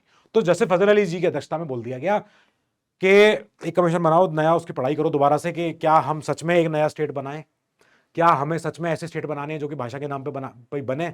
इसमें अदर 2 मेंबर KM हमारे पानेकर साहब हैं और HN कुंजरू साहब हैं। ठीक है भैया, इस कमीशन ने बोल दिया कि यस हो गया, अब आपने जो पहले करना था नाटक हो गया, अब चाहिए। It broadly accepted language as the basis of states reorganisation, but it rejected the theory of one language one state. इन्होंने कहा भाषा एक आधार हो सकता है, भाषा एक फैक्टर हो सकता है कि आप उसके नाम पे अपना स्टेट बना रहे हो, पर भाषा इकलौता फैक्टर नहीं हो सकता बस। ठीक है भैया, अब जैसे ही आया गेम तो सबके हाथ में, इन्होंने कहा 4 फैक्टर बहुत इंपॉर्टेंट है। क्या क्या? कि आप ये देखना लोगों की भलाई किसमें हो रही है in each state as well as the nation as a whole, ये देख लेना।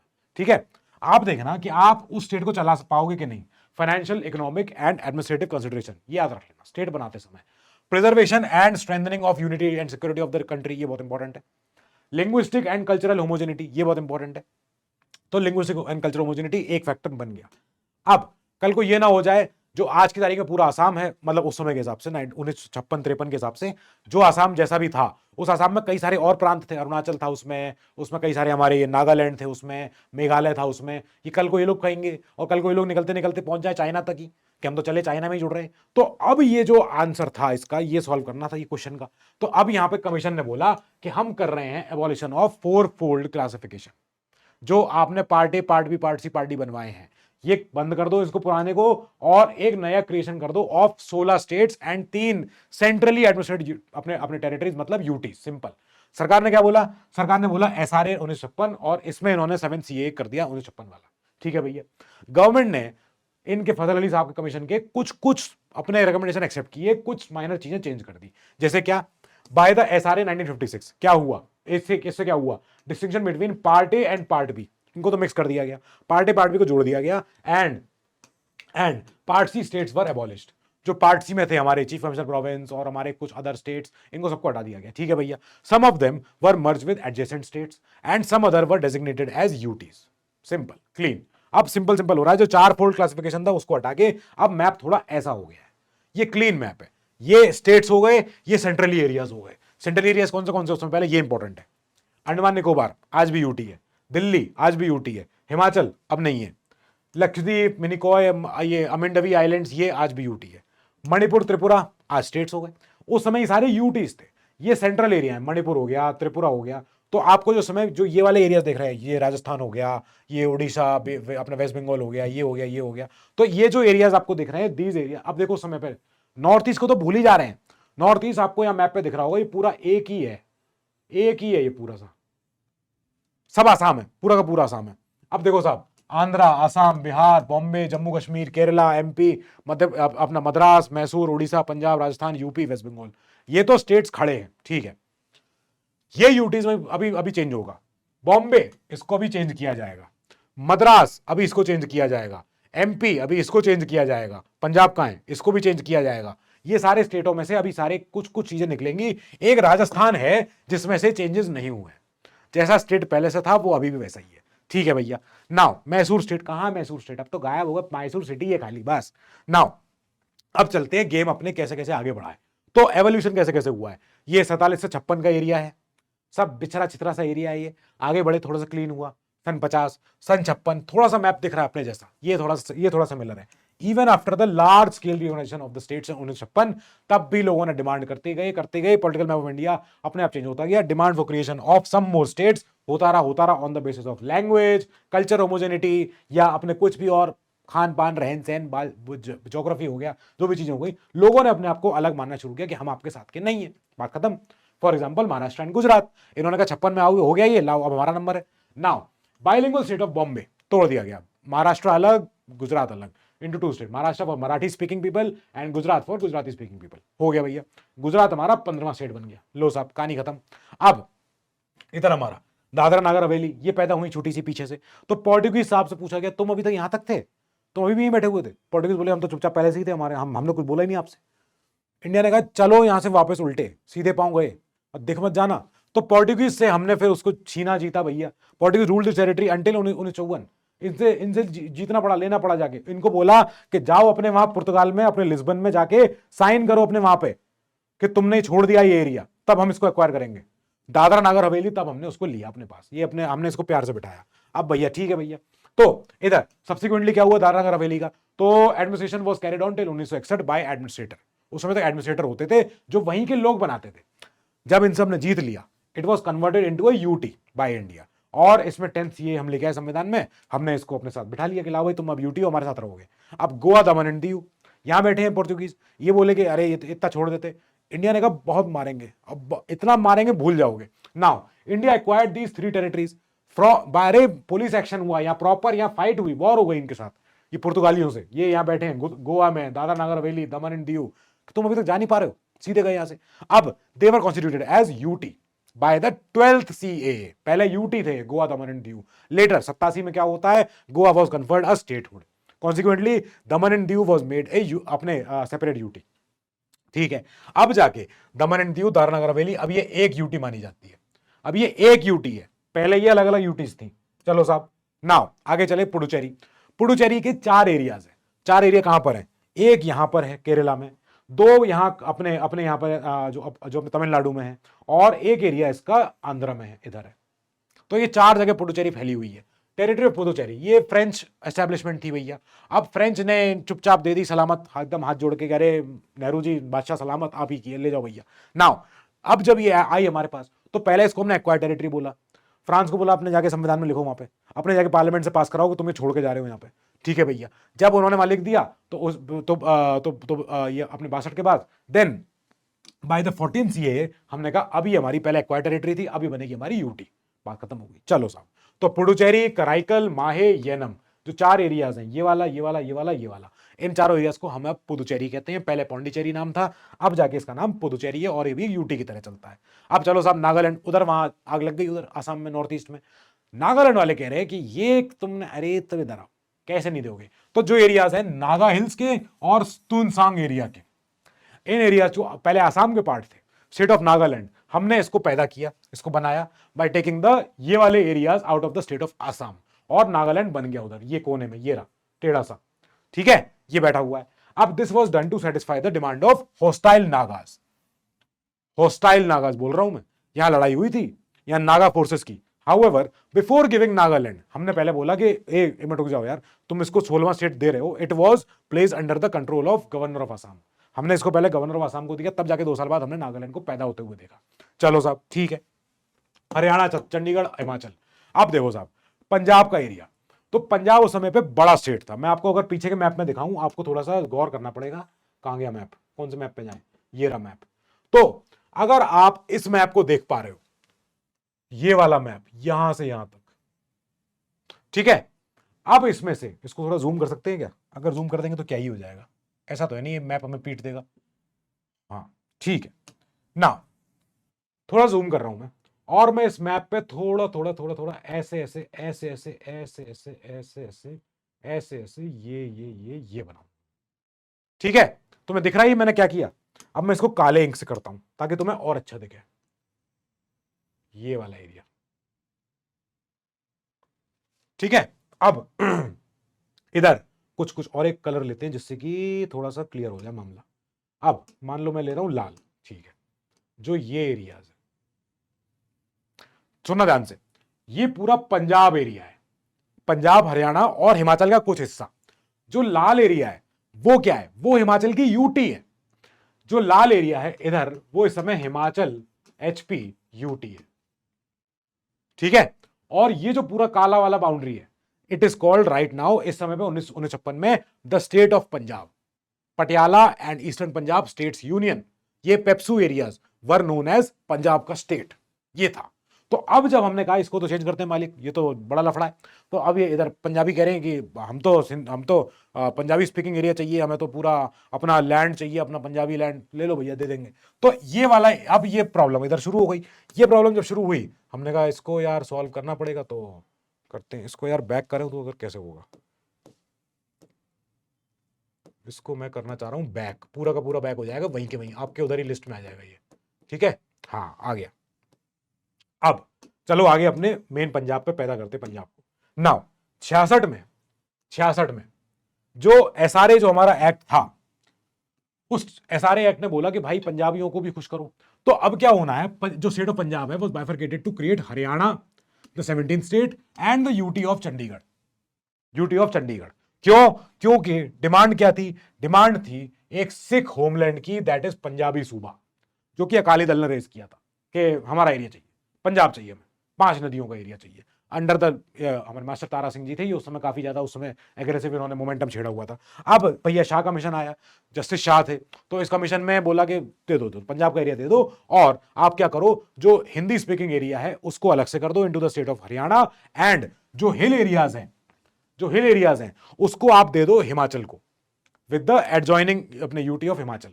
ठीक है भैया, अब 71 में 5 साल बाद यूटी ऑफ हिमाचल वो बन गया अपने आप से एक स्टेट। पहले वो यूटी था, कब तक, 71 तक हिमाचल एक यूटी था, जिसमें एरिया जोड़ा गया पंजाब से निकाल के। ऑलरेडी वो हिमाचल का एरिया होना चाहिए था, हिली एरिया पर, लेकिन पहले पंजाब में आते थे वो। अब लेकिन हमने उसको चेंज किया, हमने पहले उसको यूटी को दिया हिमाचल को, फिर हिमाचल की यूटी को हमने स्टेट बना दिया। तो ये क्या बना हमारा 18 स्टेट। गुजरात से कोई फोन भी आ रहा है यहीं पे। चलो नाउ आगे चलो भैया, मणिपुर, त्रिपुरा, अब उधर नागालैंड बन गया है, उधर नए स्टेटों की डिमांड शुरू हो गई। मणिपुर कह रहा है हम, फिर त्रिपुरा कह रहा है हम भी तो थे, मेघालय कह रहा है मेरे तो भूल ही जाते हो आप लोग। Now political map of north east, इसको काफी ज्यादा चेंजेस अपने देखने पड़े। 2 UTs of Manipur and Tripura ये पैदा हुए, एंड सब स्टेट ऑफ मेघालय, उसको स्टेटहुड मिल गया। मेघालय जो पहले आसाम के अंदर था लेकिन सब स्टेट था, जिसको गवर्नर साहब कंट्रोल करते थे, उसको हमने बना दिया पूरा स्टेट।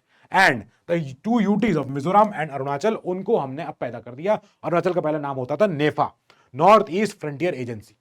तो अब नई यूटी और बनी 2, क्या, मिजोरम अरुणाचल की, ये 2 यूटीज बनी है। और जो ऑलरेडी मणिपुर त्रिपुरा जो पहले सब स्टेट ऑफ मेघालय हैं, इनको हमने स्टेटहुड दे दिया।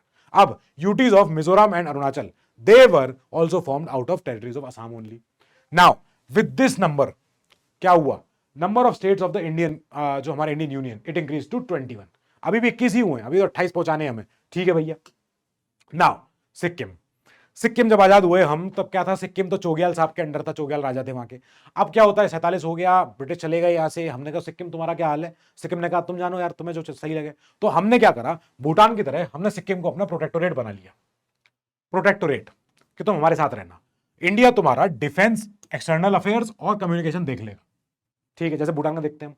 अब क्या है, 74 में सिक्किम ने बोला, वहां के लोगों ने, कि ये राजा ही हमारा बेवकूफ है यार, इंडिया संभाल लेगा इससे बढ़िया, तो ये राजा को हटाओ। तो सिक्किम ने बोला कि हमें तो इंडिया में जाना है।